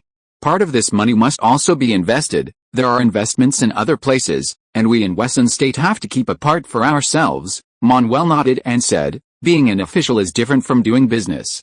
The focus is different, and the way of behavior is also different. Well, this is what the so-called butt determines the head." He gave Diesel another suggestion. "There are many former nobles from the Duchy of Franconia in the city of Wiltz. Now they have no land but only money. You can go and invest with them." Amit also said, "At the end of the month, many nobles from the forest and ocean regions and the Elbe region will come to hold a meeting. It's giving me a headache to receive them. These people still have some gold and silver treasures at home. You might as well try to take advantage of them." Diesel thought it made sense. Those local rich people were easy to fool. Chapter 444, The Bad Things That Look Good. At the end of February, the weather suddenly warmed up, and people donned their bright spring clothes. Over the years, the city of Wiesenberg had expanded, prompting calls to demolish the city walls and replace them with lampposts. With a growing population and increasing food demand, new agricultural models emerged near the city. Frederick divided a large tract of land into small farms the size of football fields. Each plot would have a small building and be rented to a family. These families could grow vegetables, pasture, raise pigs, cattle, sheep, and chickens, primarily providing food for the city. Some farmers with extensive connections started farmhouses, building a separate wooden house with a plot of land in front, where wealthy residents from the city could grow their own vegetables. These places were close to the city, making it convenient for wealthy residents to visit on holidays. Like farmers, they would don a turban, hoe the fields, pull weeds, apply fertilizer, and finally harvest, which was a delight. Of course, when they were away, the farmers would help tend the land, otherwise, they would just end up with weeds. On the last day of February, Frederick took Maria and Susan to a small farm. His senior sister, Katie, had rented a small plot of vegetable land, the size of a basketball court, from a farmer there and planned to grow asparagus this year. Katie's 4-year-old son, Gio, assisted Maria and Susan in turning the soil with a small hoe. Soon, insect-eating birds would arrive in search of food. Maria's three-headed dog scurried along the edge of the field, several thermoses in a basket nearby. Katie prepared flatbread and meat in the cabin's kitchen, while Frederick and Keller sat at the dining table, selecting asparagus seeds. Keller told Frederick, "I knew a friend back in Constantinople. He's now serving as a consultant or count in the forest. We've been in touch again for the past 2 years. He came with his lord this time, and 2 days ago, while drinking, he told me something. This winter, several outsiders were seen wandering among the nobles in the forest. They looked like emissaries from somewhere. His lord also met with one of them, and they had a long, private conversation. The content of their conversation was strange. It sounded like you were sending emissaries to persuade the count to join the Elba Pact organization you're advocating." Frederick was puzzled.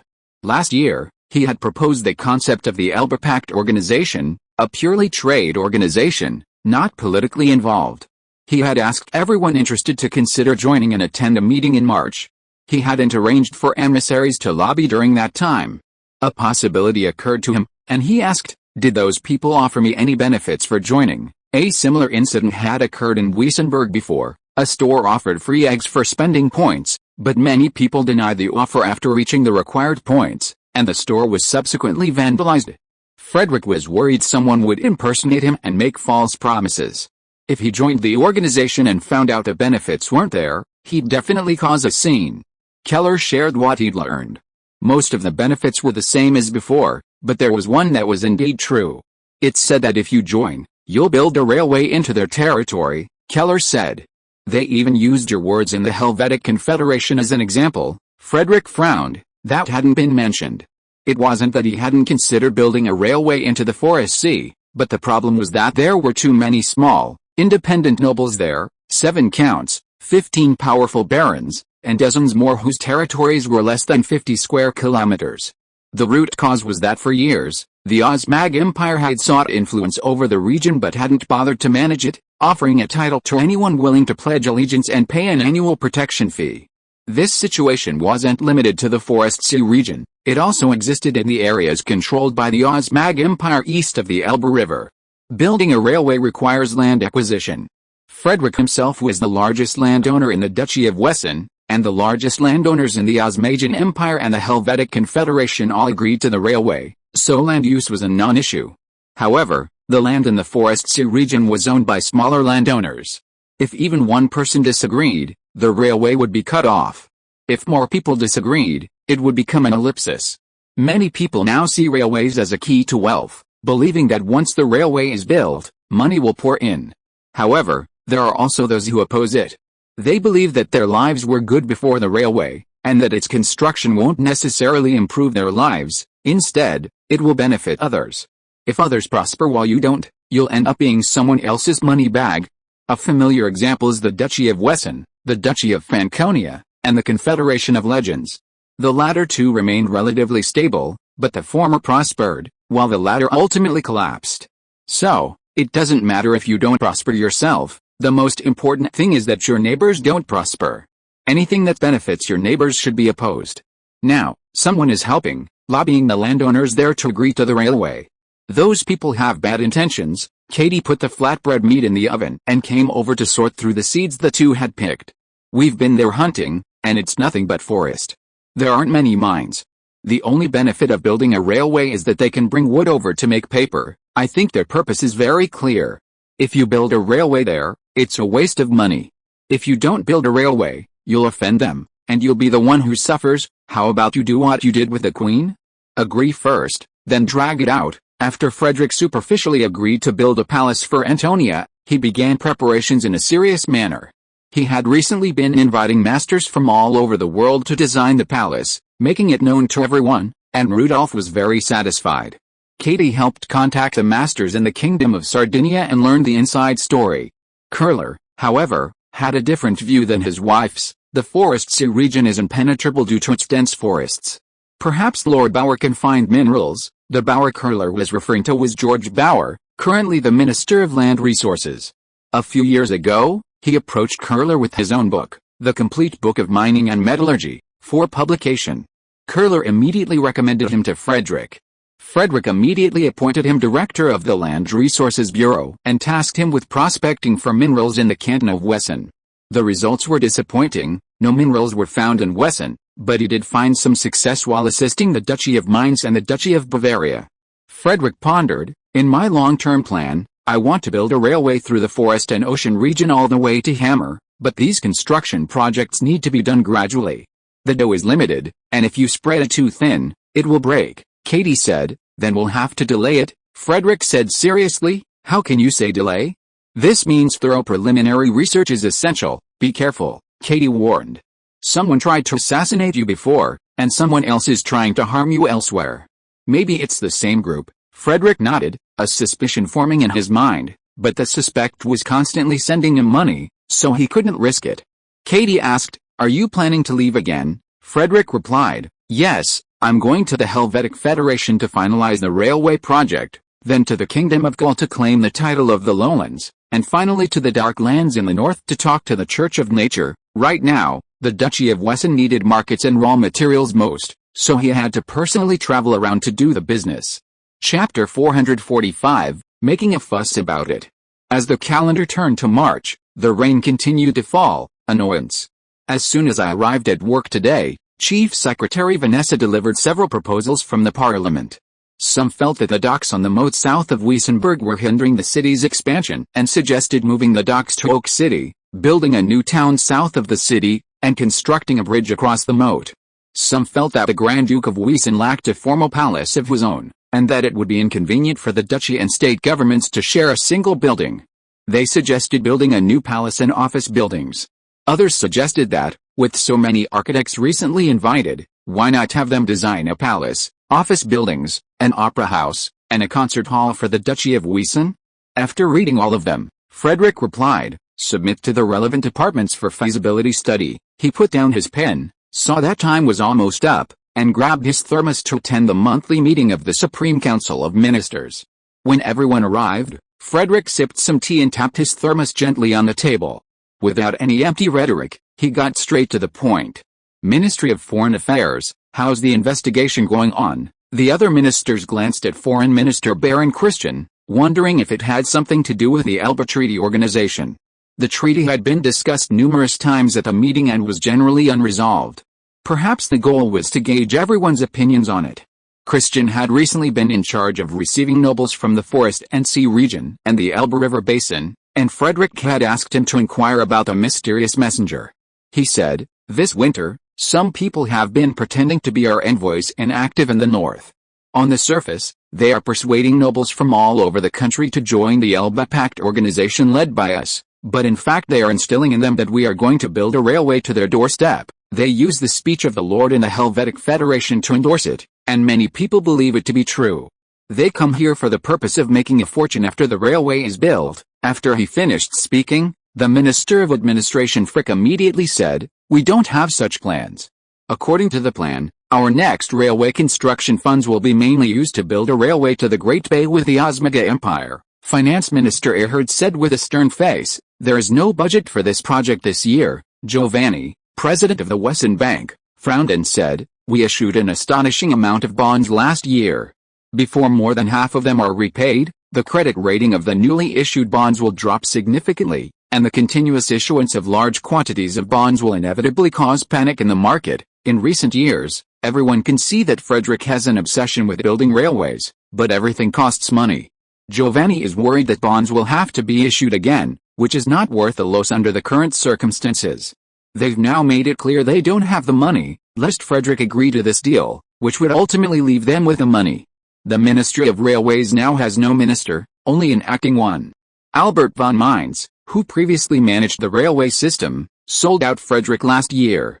Frederick wanted to punish him, but he resisted, and so his name is no longer on the list of officials in the latest government restructuring. Albert von Maybach, a seasoned lawyer who previously headed the railway system's legal department, hails from a riverside town over 100 kilometers northeast of Cologne, where his father was mayor. After the railway system was restructured into the Ministry of Railways, he had the highest salary in the entire ministry, so Frederick asked him to serve as acting minister to keep things running smoothly. Maybach was frustrated when he received the appointment. He had some understanding of railway management, but only theoretical knowledge. He wanted to refuse, but he couldn't bear to part with his higher income than his father, the mayor. Furthermore, his son was graduating from the University of Wessenland this year, and his daughter was due in 2 years. To secure a good job, they needed to be in a high-ranking position, so they had to force the issue. Maybach didn't immediately express his opinion, but pondered. Adam, the Minister of Commerce next to him, said indignantly, "This is a conspiracy. Railways require huge upfront investments, and there's no immediate payback.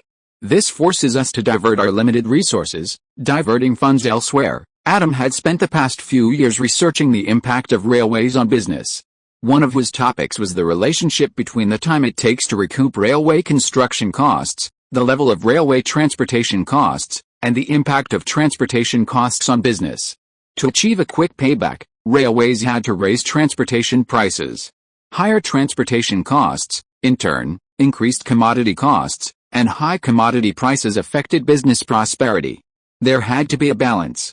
Adam's preliminary conclusion was that a payback period of 10 years at the earliest, and 15 years at best, would be optimal.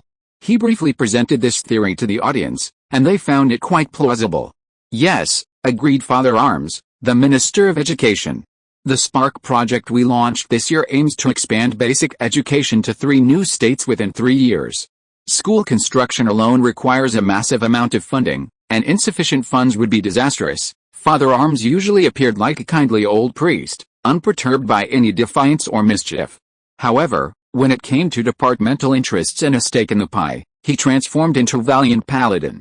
Seeing the prospect of further reductions in limited funds, he was the first to leap to the rescue. Frederick solemnly declared, "Rest assured, even if I were to live on pea porridge, the Ministry of Education wouldn't lose a penny." Father Arms's statement reassured him, but the others grew nervous. In addition to his duties as army commander, Franz Jr. also served as Minister of War, responsible for liaison with local governments. He was the second one to jump out. "A new round of conscription will begin this month.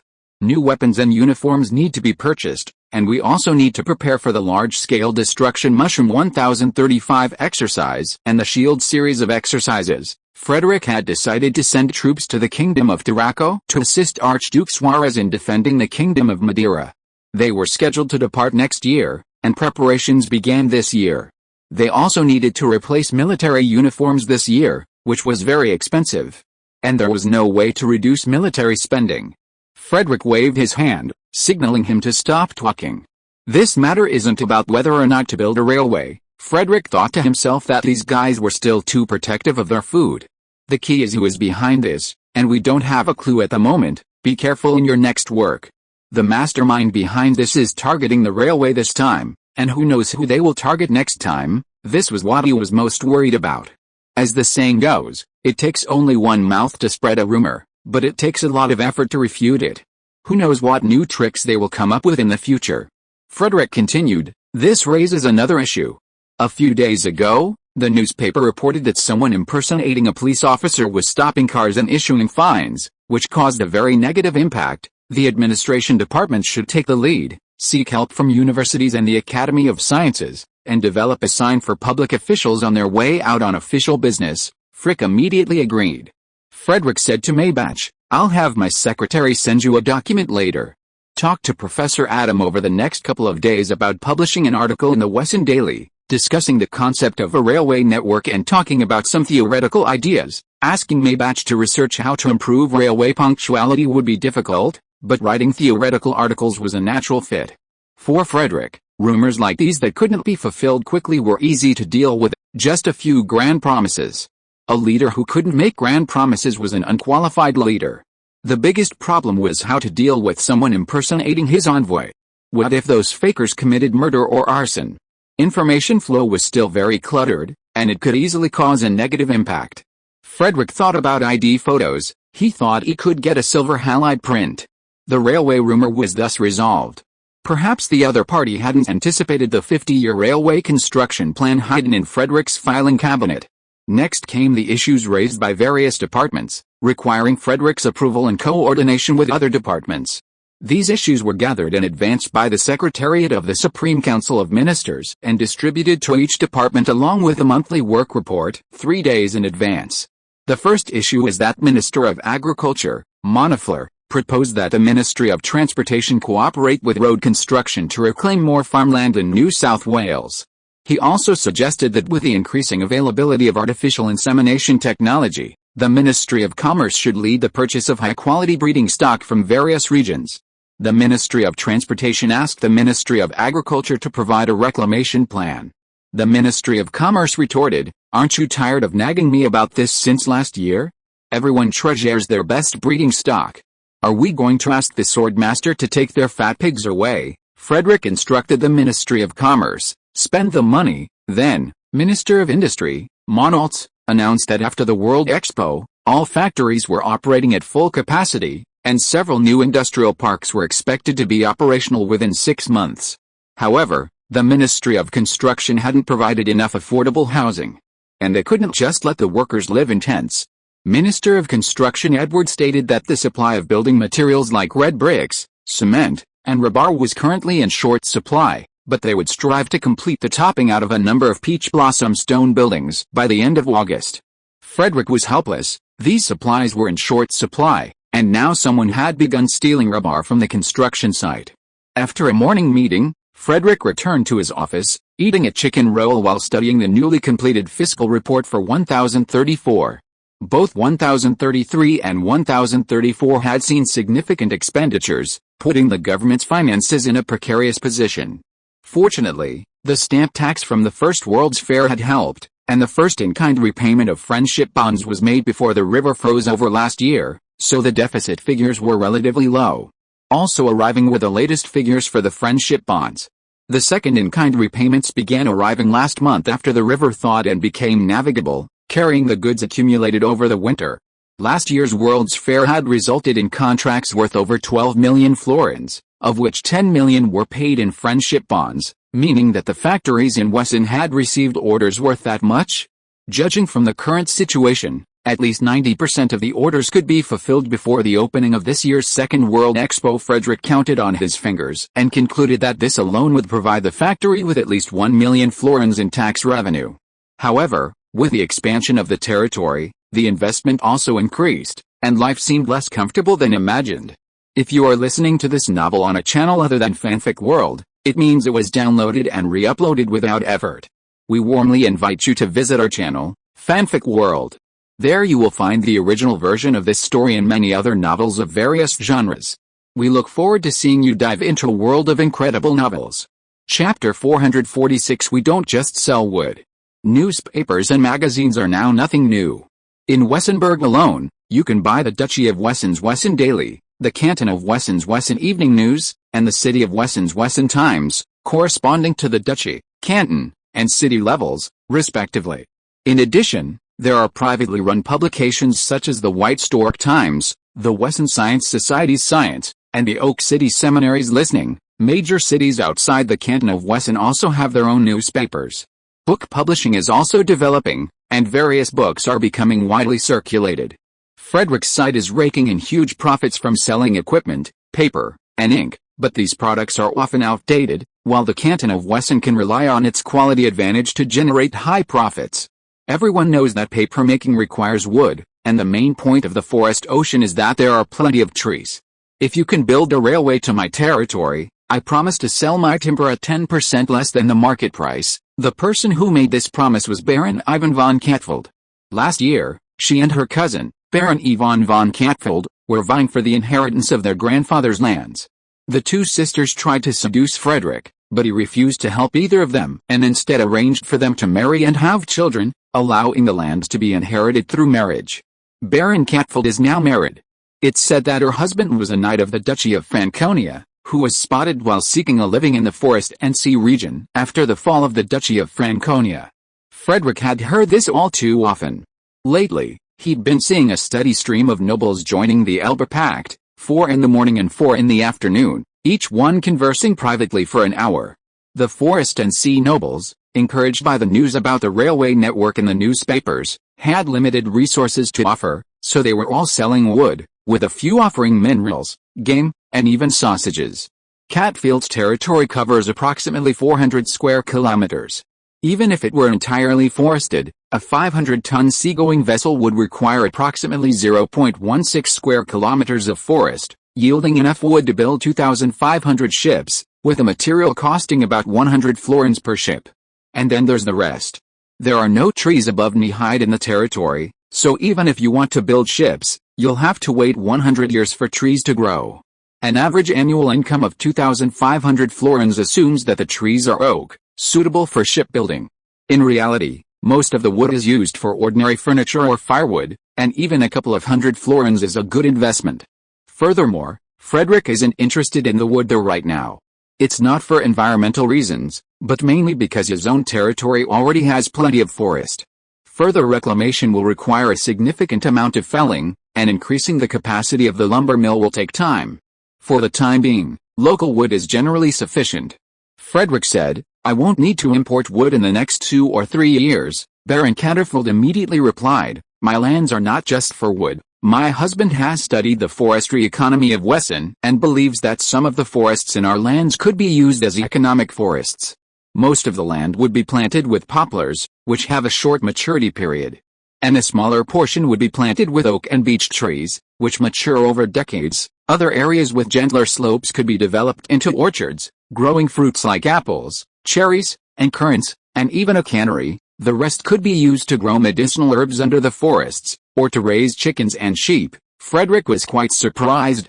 This was the first time in recent days that someone had proposed a business plan, and one that sounded convincing. "You've found a good husband," he exclaimed. "Invite him here for dinner, and we can discuss how to manage our lands." Baron Catterfield's eyes lit up. The ownership of my grandfather's lands hadn't yet been decided, but with just one sign from the Grand Duke of Wesson, the decision would be settled. Now he was treating his family to dinner, a treat no other noble had ever received. If he didn't invite the other man next, his grandfather's domain would be secure. Frederick didn't dwell on it, simply thinking her husband's idea was a good one. If other nobles could manage their domains in this way, instead of just focusing on felling trees, then the railway would be worth building there. The two then discussed the terms of the Elba Treaty, which were very favorable to minor nobles like them. Baron Catfield said, "If your excellency can extend the railway to my domain, I will join the Customs Union and abolish the Landing Act and the Merchants' Sale of Goods Act." The Landing Act stipulated that if goods dropped by outsiders, including merchants, passed through the domain, became the property of the lord. The Merchants' Sale of Goods Act required passing merchants to sell their goods to the lord at 1/10 of the price, or pay a tax of the same amount. These laws were used to extort money from the lesser nobles in the remote areas, and the customs duties on the roads were also a significant source of income. If they were to abolish these means of generating income, they would have to compensate them elsewhere, perhaps by building a railway to facilitate the sale of wood. Frederick had already devised a plan. He said, "We'll build railways based on the principle of main lines first, then branch lines. Currently, we plan to build the main lines within the 3 states of the Principality first. We'll also build external main lines to the Grand Bay, Lime City, Hammer City, Swan City, and Bremen City. The railways to the latter 4 will pass through the Forest Ocean region. For quite some time, I won't be able to build branched lines to every town. However, I can fund the construction of gravel roads. They won't be muddy during the rainy season, making it easier for carriages and pedestrians to travel.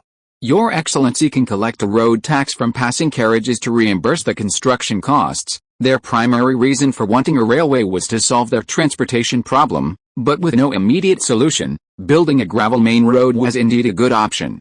Horse-drawn carriages still dominated the roads, and concrete roads were very harmful to horses' hooves, so Frederick opted for gravel roads for the main roads. The biggest problem with dirt roads is that during rainy season, water accumulates, turning the surface into a swamp. Gravel roads with drainage ditches on both sides prevent water accumulation and are less damaging to horses' hooves, making carriages much more efficient. Baron Catterfield experienced this all too well, on his way here. His carriage had gotten stuck in the mud several times. Once they entered Wesson, the road was smooth. "No problem," Baron Catterfield agreed. She had heard her husband say that once the road was open, the goods from the estate could be sold. Given the current situation, using the gravel road wasn't a problem. Frederick breathed a sigh of relief. This was the most relaxing conversation they had ever had. The nobles had struggled to convince them. That evening, Baron Catterfield and her husband visited Frederick at his castle. Frederick and Maria greeted them in the castle foyer. At dinner, Frederick invited the Baron and his wife to attend the topping-out ceremony of German Cathedral on the vernal equinox. This unprecedented treatment astonished the city's nobles, and Frederick arranged for word to spread to prevent gossip. Now everyone knew that Grand Duke Wesson didn't like women with big butts, but women who could make money. Baron Catterfield, who was competing with Baron Catterfield for his grandfather's territory, was said to have fainted from tears. After the dinner, Frederick was waiting in the study for Alfu to report on his work. He was somewhat interested in Baron Catterfield's husband and asked Alfu to find out more about him. This man was called Herbert, in his early 20s, chubby, and didn't dare to look up in front of him. What he said was just theoretical talk. After a few words of conversation, it was clear that he had only read books and had not even studied systematically. However, this was enough to fool Baron Catterfield, a semi-illiterate. It didn't matter if the landlord didn't understand the details, as long as he had the idea in this regard, and the specific details could be left to someone who knew the business. Alfu soon found out about Herbert's situation, and Frederick's mouth twitched. Herbert's biological father was shot to death by his own hands. But it doesn't matter. That was a matter of the battlefield.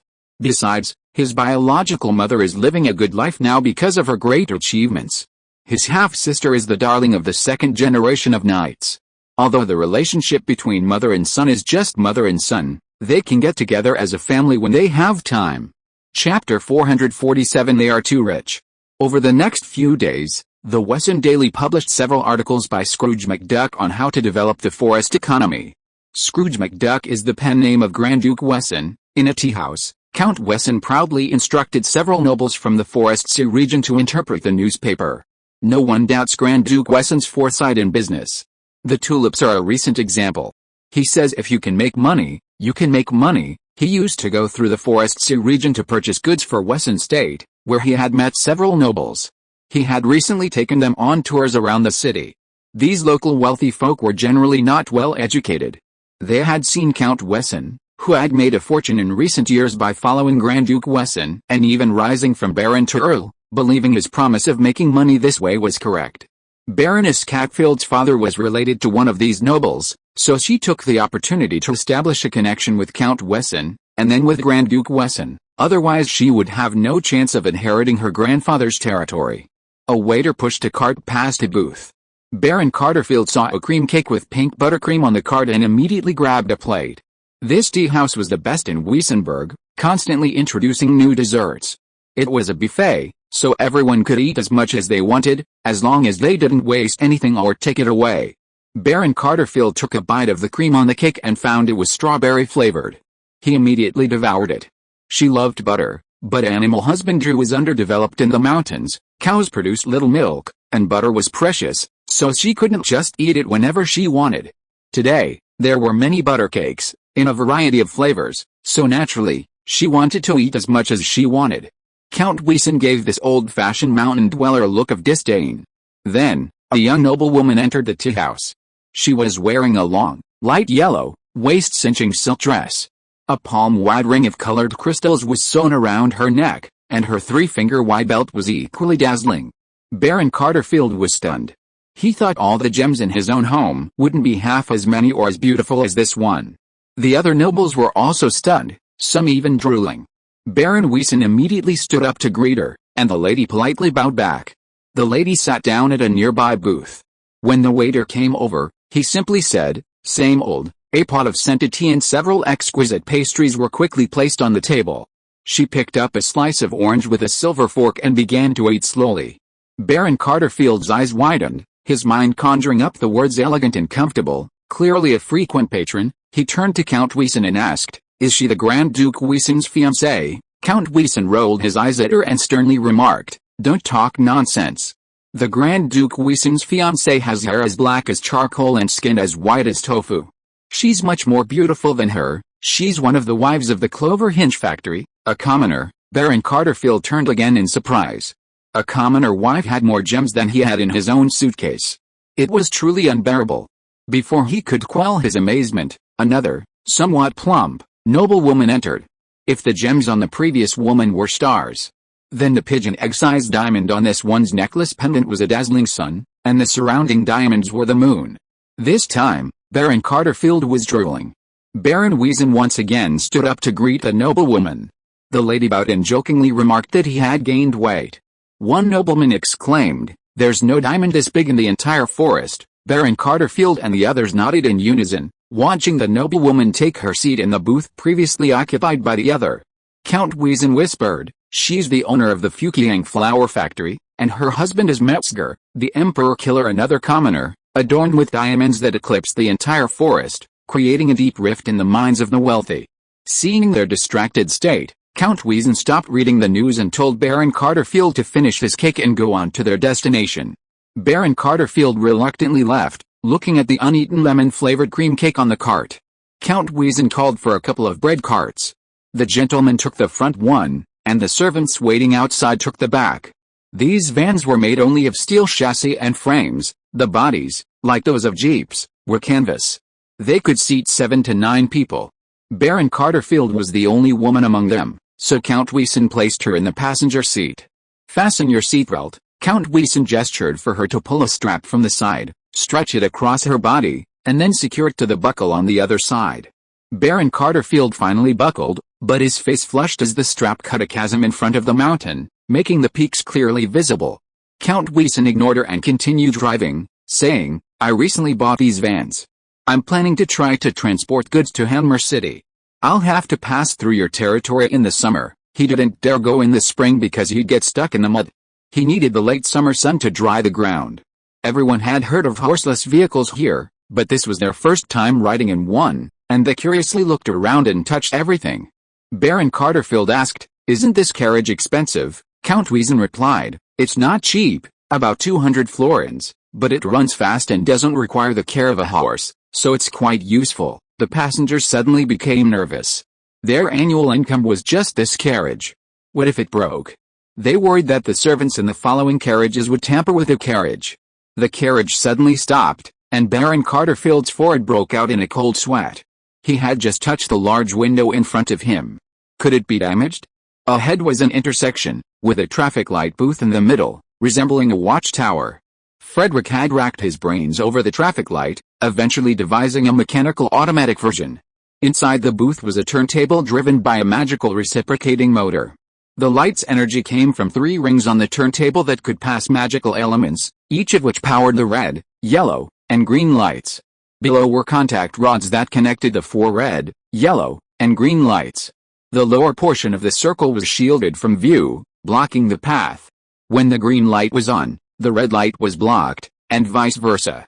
The rotation of the disc controlled the cyclical on and off of the lights. After Count Wiesen's explanation, the passengers finally understood that they hadn't damaged their car by stopping. They also understood that crossing the road without checking the traffic light was a waste of life. The convoy left the city, crossed a floating bridge, and arrived at a market in the car manufacturing park on the north bank of the canal.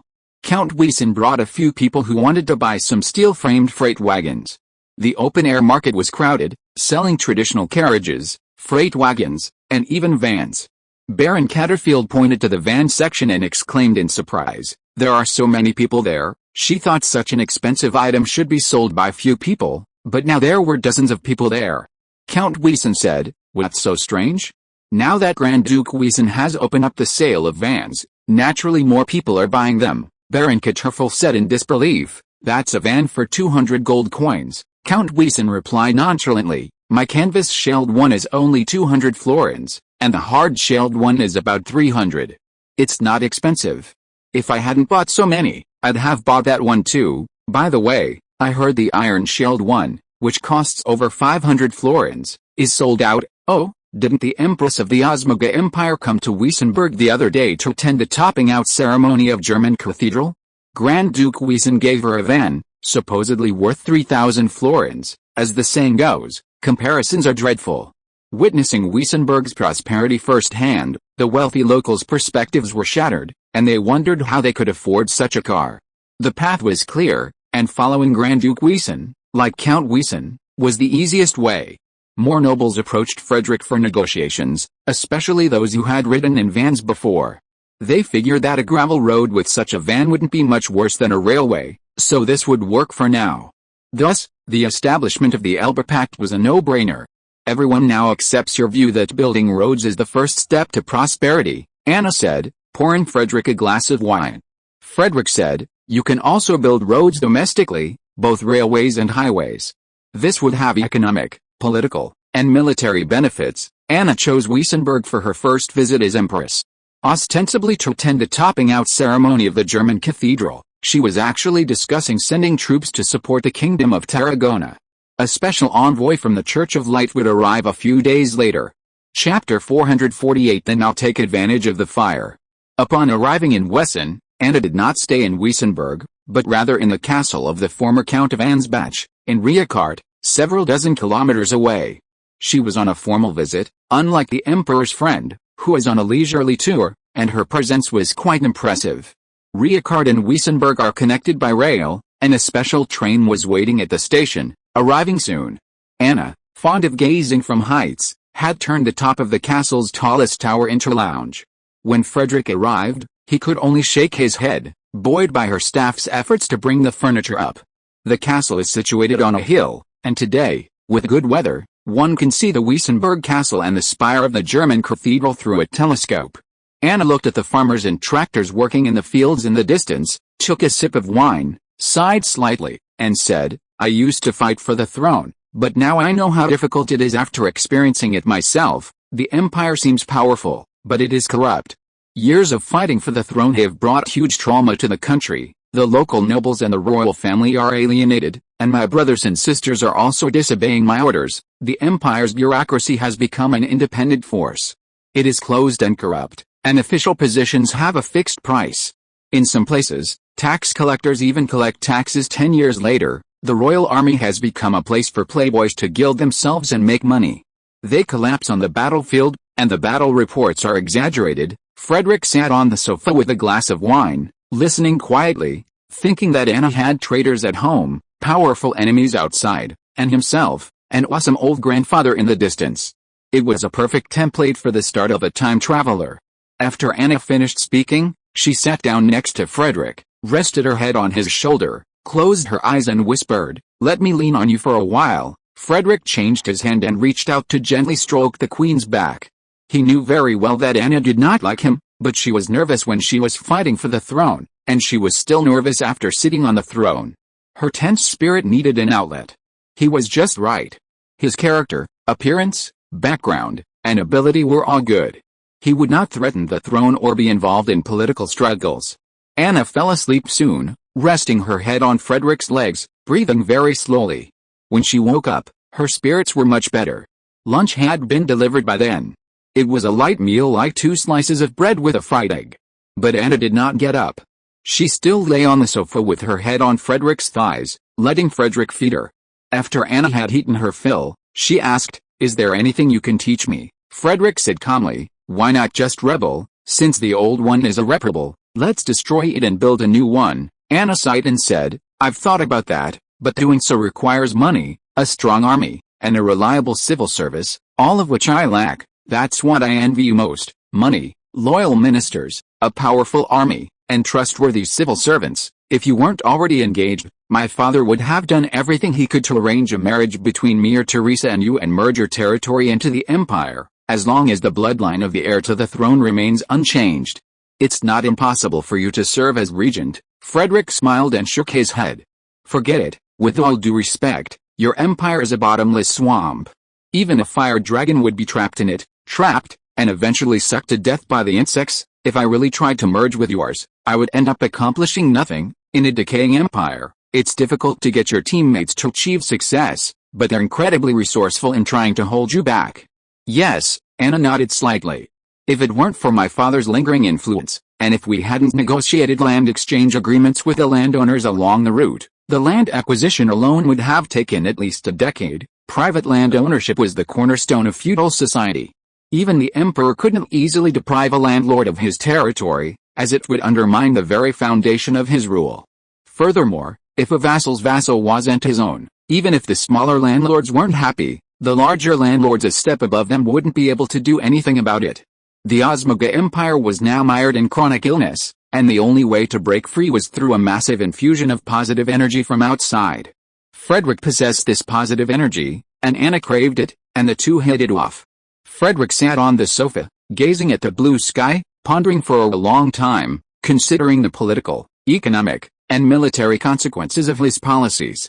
Anna sat up and quietly awaited the outcome. Before ascending the throne, she knew the state was plagued by numerous problems, but only upon becoming emperor did she realize the severity of the problem. More and more vassals were in arrears with their feudal dues, while tax revenues were decreasing. Yet, taxes continued to rise, and no one knew where the money was going. Anna was crushed by an unbelievable event. Official documents showed that several small towns in Bohemia were still under imperial control, designated outposts, with supplies and fodder dispersed regularly. However, in reality, these towns had been occupied by the Kingdom of Piast years earlier, and her half-brother was among the nobles responsible. Anna found herself unsure who to trust in the country, so she followed the advice in the letter left by her father and sought Frederick's help. At least Frederick had a clear price for what he did. He would actually do it if he was paid, as exemplified by the recovery of Constantinople. "There's a solution," Frederick finally spoke as the sunset began to rise. Anna didn't rush to ask what the solution was, but asked, "What is the price? My situation is probably worse than you imagined.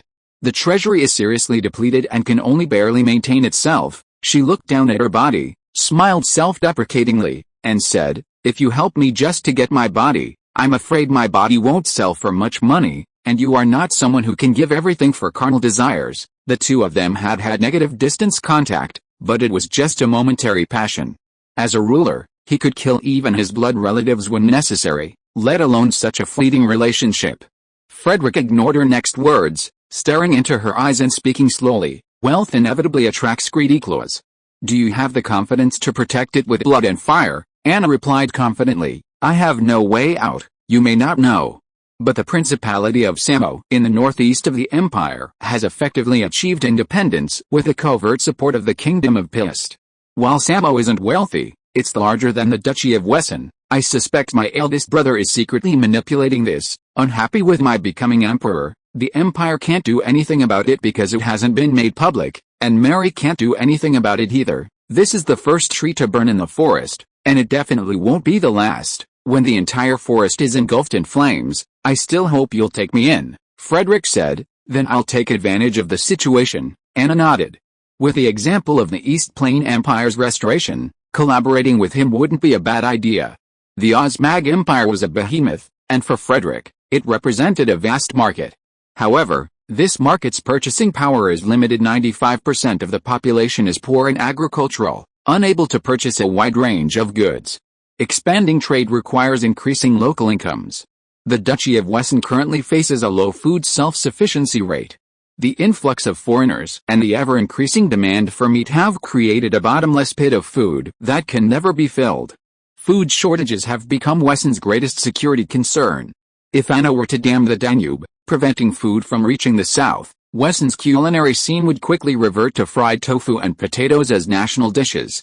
Therefore, Frederick intends to relocate a number of labor-intensive industries to Allied territories, while seizing the upper reaches of the supply chain to produce high-value-added industries and high-end products. Frederick's ambitions demand a wide range of friendships. Friends who make money together are the truest friends. Anna didn't rush Frederick into discussing any solutions. Soon, the servants would arrive to summon them to dinner. She went up to hold Frederick, whispering, "My servants might leak the news, making them think we haven't been discussing business all afternoon." Frederick nodded. His reputation was already established. His next task was to cultivate the bourgeoisie abroad and overthrow the landowners there. A leak would be difficult. The servant arrived promptly. Frederick noticed she had been eavesdropping for a moment, waiting for Anna to make a sound before opening the door. The servant, seemingly prepared for this eventuality, bowed his head slightly as he announced that dinner was ready. Seeing that the visitor was someone he knew from Wayne, the daughter of a count, Frederick smiled and asked, "Would you like to join us?" Anna smacked him in anger, but Frederick ignored her. Seeing the servant, still with his head bowed, take 2 steps forward, Frederick went over, lifted him up, and laid him on the sofa. In the heat of battle, Frederick suddenly whispered in his servant's ear, "Who do you serve?" The servant, half-dazed, uttered a name, and Anna, who was resting nearby, suddenly changed her expression. Anna mouthed to Frederick, "Help me." Frederick nodded. Anna suddenly smiled mischievously and mouthed, "Amen, please." Chapter 449, Building a New City. The castle's tower served not only as a lookout but also as a combat zone. To provide a longer defense against enemy attacks, a long flight of stairs was covered in wooden planks. This made a noise when stepped on, and prevented the enemy from ascending during a battle. The top floors of the tower also served as storage rooms, storing bows and crossbows previously purchased by Count Ansbach, as well as a small, unused magic crystal cannon the size of a human leg. Today, Anna had a maid remove all the wooden planks from the stairs and keep her in the storage room below, so she wouldn't be disturbed by anyone. "I didn't expect that," Anna said, looking dismayed. "Some of them have been with me for over 10 years. She's been with me longer than you've been, back when we chased butterflies in the garden together." Frederick gently stroked her back and whispered, "Some people don't have malicious intent." Anna shook her head and said, "Hiding from me is malicious intent in itself." She had brought 8 maids with her. With the exception of a knight's orphan whom Mary had adopted, all were tasked with delivering messages to one or more nobles. Frederick couldn't say anything. This had happened too often. He had bribed many of Rudolph's associates, and because he didn't understand the market and offered too high a price, he was subtly warned by the Grand Duke of Mainz, Count Ranka, and others. Anna said, "I'd better follow Mary's example and select reliable people from among the orphans of the knights. Now I'm not afraid of overhearing." She poured wine into her glass. "Now I'll ask you to teach me." Frederick picked up his glass and clinked it with hers. "You've probably heard me say that the economic base determines the superstructure." Anna nodded. Anyone who studied Frederick would be familiar with this concept. Pointing to the cream cake on the table they were preparing for lunch, Frederick said, "Applied to rulers, this theory means figuring out how to share the pie of power." He then began by explaining Maslow's hierarchy of needs, explaining how industrial production differed from agricultural production, and how it was organized, managed, and motivated. Finally, he discussed the psychological changes that occurred when people became wealthy. Some things are useless if you just talk about them. He planned to take Anna to visit factories and government offices soon and hold discussions. Anna listened intently. It wasn't that others had copied Wesson before, building factories and hiring factory managers and technicians with high salaries, but they all ended in failure, and no one knew why. Now, after hearing the first half of the story, she understood. The factory is just one link in the entire industrial chain, and internal management is even more interconnected. The production discipline required of workers is even stricter than that of the military. After hearing the second half, she pondered for a long time, occasionally taking a sip from her wine glass, feeling hesitant. Rulers are naturally sensitive to power. Every country has its own internal struggle between centralization and local autonomy, and this struggle will continue. Now Frederick said that once the common people have more money, they will also begin to demand a piece of the power pie. Anna was torn between the two and stood up and paced back and forth in frustration. "Every gain has its price," Frederick said. "If you want to gain wealth from them, you have to give them benefits." In the Duchy of Wesson, anyone over 25, who has paid taxes for 7 years according to law, and whose family members have no criminal record for 2 generations can run for local city council. Right now, the parliament is just a communication channel between the government and the public. I will give it supervisory powers and, later, the power to impeach officials. He knew he was taking big steps, but he didn't care. First, he wasn't that attached to power. Second, he was too lazy to delegate tasks that could be delegated. Third, he intended the inscription on his tombstone to begin with a ghost. This required him to complete some paths and leave behind a theory that resonated with this world. Anna gritted her teeth, sat back on the sofa, downed her half-full glass of wine, and said firmly, "I understand. As long as they can get through this difficult time, I can give them this little power." The Osmoga Empire was now on the verge of collapse. A single strong kick from outside would collapse it. Rather than losing everything, it was better to give a little and take a chance. Frederick nodded and said, "I suggest you find a place with convenient transportation, flat terrain, and under your absolute control, preferably a rural area, and build a city there from scratch. I'll help you with the urban planning. This will be an unprecedented industrial city, and I'll also lead the way in getting factory owners to open factories there." Anna's eyes lit up.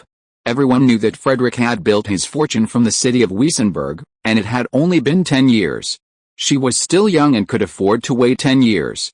If she could replicate Frederick's miracle, Who in the empire would dare challenge her in 10 years? Frederick continued, city officials will select the children of noble families who don't have inheritance rights. They'll first pass a written exam and then be sent to me for training. That'll be your new administrative team. The same goes for the army guarding the city. Officers will be drawn from the children who don't have inheritance rights and the orphans of knights, and soldiers will be drawn from farmers and hunters. I can export weapons to you and send officer corps to assist in training. You can find your own schools in the city, and I can also arrange for some basic education and vocational training schools to open branches. Your royal domains and your own domains have abundant farmland. I can export tractors, fertilizer, and high-quality seeds to you at a low price. Anna had calmed down by now. This was too much. Even if she became his slave, she couldn't repay it. What's the price? She asked again. It's simple, Frederick shrugged. Use the city's tax revenue as collateral and use the commission collected to repay it. Anna weighed the pros and cons for a long time and finally agreed in principle. The city was essentially free, and if she didn't agree, she wouldn't get a penny. For Frederick, aiding the construction of such a city offered significant economic and political benefits. First, it would create new markets, initially for industries like steel and cement, followed by heavy industry like machinery and equipment, all high value-added businesses. Second, it would export the culture and politics of Wesson, enhancing its soft power. Third, it would facilitate the relocation of some industries, allowing low value-added products to be processed and sold locally, reducing transportation costs and expanding sales. Fourth, it would secure a reliable ally. This risked Anna's reneging, but there was a solution. Many key components for machinery could only be produced in specialized factories, resulting in a mutually beneficial outcome. Anna quickly thought of a place. 50 kilometers south of Wien, there's a small town. A river flows into the Danube, and the railway to the Great Bay passes through there. To the west are mountains, to the east are flat meadows and farmland, and there's a large lake. This town is a royal retreat, with a palace, and it's under my complete control. Frederick didn't know the place, so she said it was fine and offered a suggestion: name the city after His Majesty Ferdinand. Tell everyone it's my gift to him. Confused, Anna asked, why? Of course, it's for your reputation, Frederick said, looking serious. You wouldn't want to be accused of trading your body for a city. Anna's face flushed and paled. During the years she'd been fighting for the throne, she'd been subjected to countless smear campaigns, barraged with insults and scurrilous rumors. Back when her father was still alive, he dealt with particularly egregious rumors severely, but now she had to bear the brunt of it. Her finding Frederick as a lover wasn't a big deal. The problem was that Frederick's atrocity was unprecedented, leaving much to be desired. Some people, envious of others' prosperity, are bound to suspect the most foul of things. Frederick simply wanted to make a fortune. He didn't want to be tainted by outlandish rumors, let alone the misconception that he was seeking aid in exchange for women instead of money. Anna sat on Frederick's lap, resting her head on his shoulder. Her entire body softened, and she softly said, "Thank you, you're welcome." Frederick patted her on the back. "Just don't shirk your responsibility," Anna nodded. The two then discussed the railway to the Great Bay. Extending from the existing Bavarian Duchy Railway, the line would stretch over 900 kilometers. Construction began in June of this year, and the entire line was expected to open in 1038. The bosses had agreed on the general direction, leaving the details and implementation to the subordinates. There is one more thing. Elad, the special envoy of the Church of Light, will arrive tomorrow. We need to talk about it after the topping out ceremony of the German cathedral. Chapter 450 Topping Out Ceremony. 135 AD, the sun had just risen when the clouds suddenly vanished, leaving the long-awaited blue sky in a refreshing mood. The most spectacular sight in Wiesenberg is the 170-meter-tall Emperor's Wonder in front of the German cathedral. Nobles from all over the land are astonished when they see it, and even priests from the Holy City are speechless. The Emperor's Wonder refers to the scaffolding of the German cathedral's 168-meter-tall spire. Originally called Wooden Mountain, it was renamed after Emperor Fatih of the Ghazi Empire. Was speechless for nearly half an hour upon first seeing it. Frederick I of Germany did not interfere with the construction of the scaffolding, allowing the architects to accumulate experience, and they ultimately created this enormous structure. The cathedral is 130 meters long and 50 meters wide, with a central nave 45 meters high and the side aisles 22 meters high. The most impressive feature is the 168-meter-tall spire piercing the sky above the main entrance. After 9 years of construction and countless setbacks, the church's spire was finally ready for the installation of a lightning rod and the pouring of the final bucket of concrete. The topping out ceremony marked the completion of a crucial milestone, previously requiring the installation of the last tile or stone in the formal ceremony. Frederick had planned for this ceremony to take place on the morning of his coronation as Archduke, but William's sudden death forced the coronation ceremony to be moved up. Frederick had no choice but to adjust, concluding the topping out ceremony in the morning and holding the signing ceremony for the Elba Treaty Organization in the afternoon. The ceremony was attended by many distinguished guests, including King Rudolph and Queen Antonia of the Confederation of the Rhine, the Grand Duke of Mainz, who had labored tirelessly on the church's construction, Duke Hogel, who fervently believed Frederick was possessed by an angel, and prominent nobles such as the Grand Duke of Bavaria, the Grand Duke of Nassau, the Grand Duke of the Palatinate, the Counts of Ranke, Shaftesbury, and Delden, as well as several barons and lesser nobles. The Church of Light presided over the ceremony with Elad, the dean of the Holy City Seminary. Frederick had met him briefly while digging for fossils on Cyclops Island, and now, knowing his true identity, a cold sweat broke out on his forehead. Priests generally have longer lifespans. The only person older in this land was probably Psyche, who was nearly 120 years old. He was accompanied by Cardinal Victor, the rector of the Oak City Seminary, Rick Lamont, the Bishop of Weissenberg and the project director, and many priests from the surrounding and local areas. The most prominent foreign guest was Anna, Empress of the Osmaga Empire. Others included Baron Catfield, nobles from the Forest region and east of the Elbe River, as well as foreign nobles of the Church of Light who happened to be there. Before the ceremony began, Frederick and Maria prepared to support Elad as he ascended to the spire. Elad was able to walk on his own, and Frederick's support was a sign of respect. He took the red hard hat from Frederick, tapped it, and said, "Can I take it off? I think my head is tougher than it." The hard hats were thick and heavy, made of a flexible rattan inner layer and a slime-hardened rubber outer layer, strong and flexible. It was a little awkward at first, though. Frederick, also wearing a red hard hat, shook his head and said, "This is the rule on the construction site. You must wear a hard hat when entering." Bishop Clement, who had been supervising the construction site and wore a blue hard hat, also said, "Principal, we should set a good example." So far, 123 people have been injured in the head by falling objects during the church construction, 18 of them seriously. If it weren't for the hard hats, over 30 would have died. Elad finally put on his hard hat and, with help, walked into the emergency passage under the scaffolding. The massive scaffolding was practically a pile of materials, its base constructed of the strongest wood imported from the north, enough for shipbuilding. This cost a fortune, and Frederick had already made plans. All the wood used at the construction site would be used to make church-related souvenirs for sale, from boxes for holy scriptures to wooden rosaries, all numbered and certified. This was sure to be a bonanza. The tower employed a core tube design, with a reinforced concrete square supporting the interior and exterior structures. The rooftop platform was a glass enclosure, protected from rain. Looking up from the ground floor, one could see a glimpse of light in the darkness, though it would reflect light from outside. However, since construction was still ongoing, there were safety nets every 20 meters, blocking the overhead light. Inside the core, a staircase spiraled up to the 160-meter-high platform. On one side was a wall, and on the other was a 1.6-meter-high steel fence coated with rust-resistant slime. There were exactly 1,024 steps, indicating that Frederick had begun planning the church in 1024. After climbing 2 steps, Elad noticed inscriptions on the recessed areas of the ceramic tiles on the wall next to the staircase, and he reached out to touch them. Frederick explained, "This church is funded by the sale of a special batch of holy books.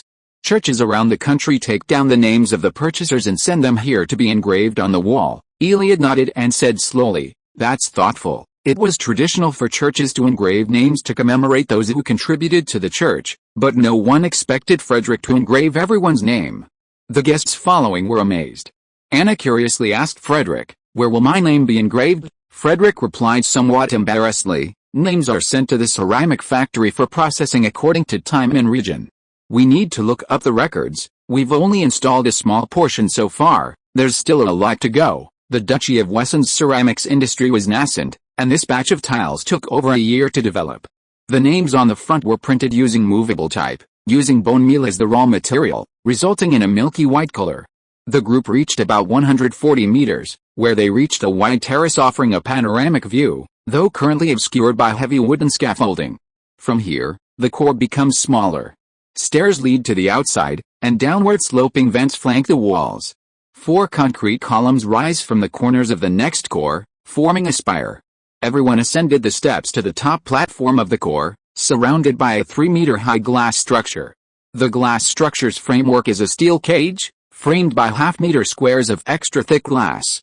A meter-high glass louver, along with vents on the wall below, allows for the escape of updrafts within the core. A door leads to the outside platform. A small staircase and a safety rope are attached to the concrete structure, allowing access to the spire for future inspection and maintenance.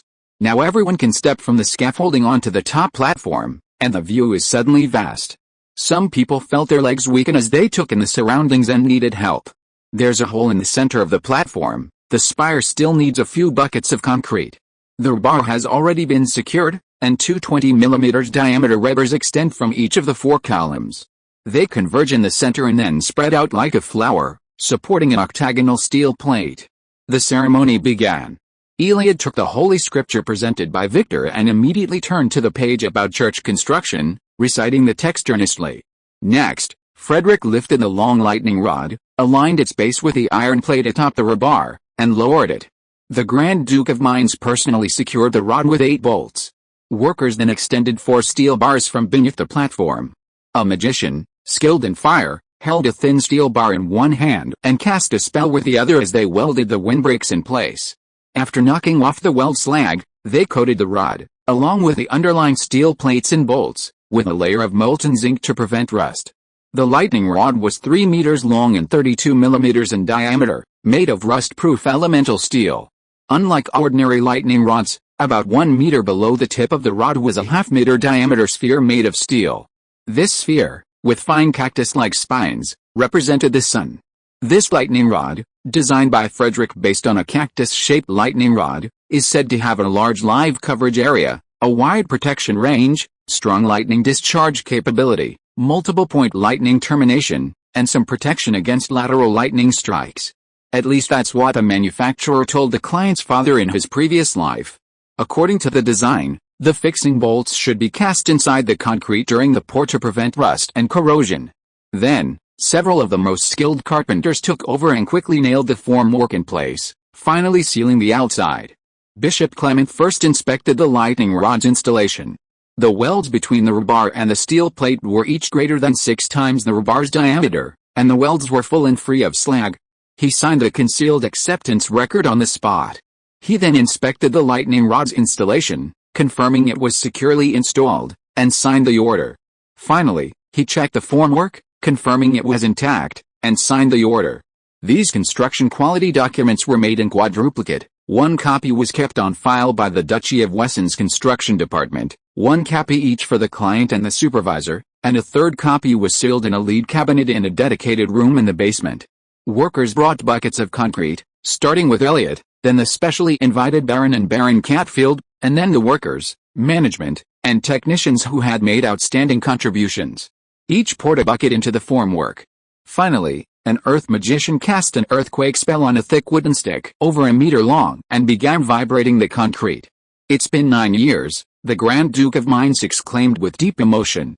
"Finally, the first phase is complete." Rudolf sighed. "This church will be a miracle on earth." Anna looked at the Edelweiss library, which was about to be topped out nearby, with a complicated expression, her face shifting slightly, her thoughts unclear.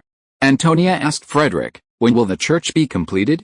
"I want the prince or princess to be born here," Frederick replied. "The interior decoration will take quite a while, probably another 2 years." Elliot said to him and Maria, "I believe your wedding will take place when the church is radiant. I'll have the Pope perform the ceremony then." Frederick and Maria immediately thanked Elliot. End of this chapter. Thank you so much for reading until the end. Don't forget to give it a like. Looking for more exclusive content and immediate access? Subscribe to our Patreon. Remember, every like, subscription or donation encourages us to continue. Thank you all. See you in the next video.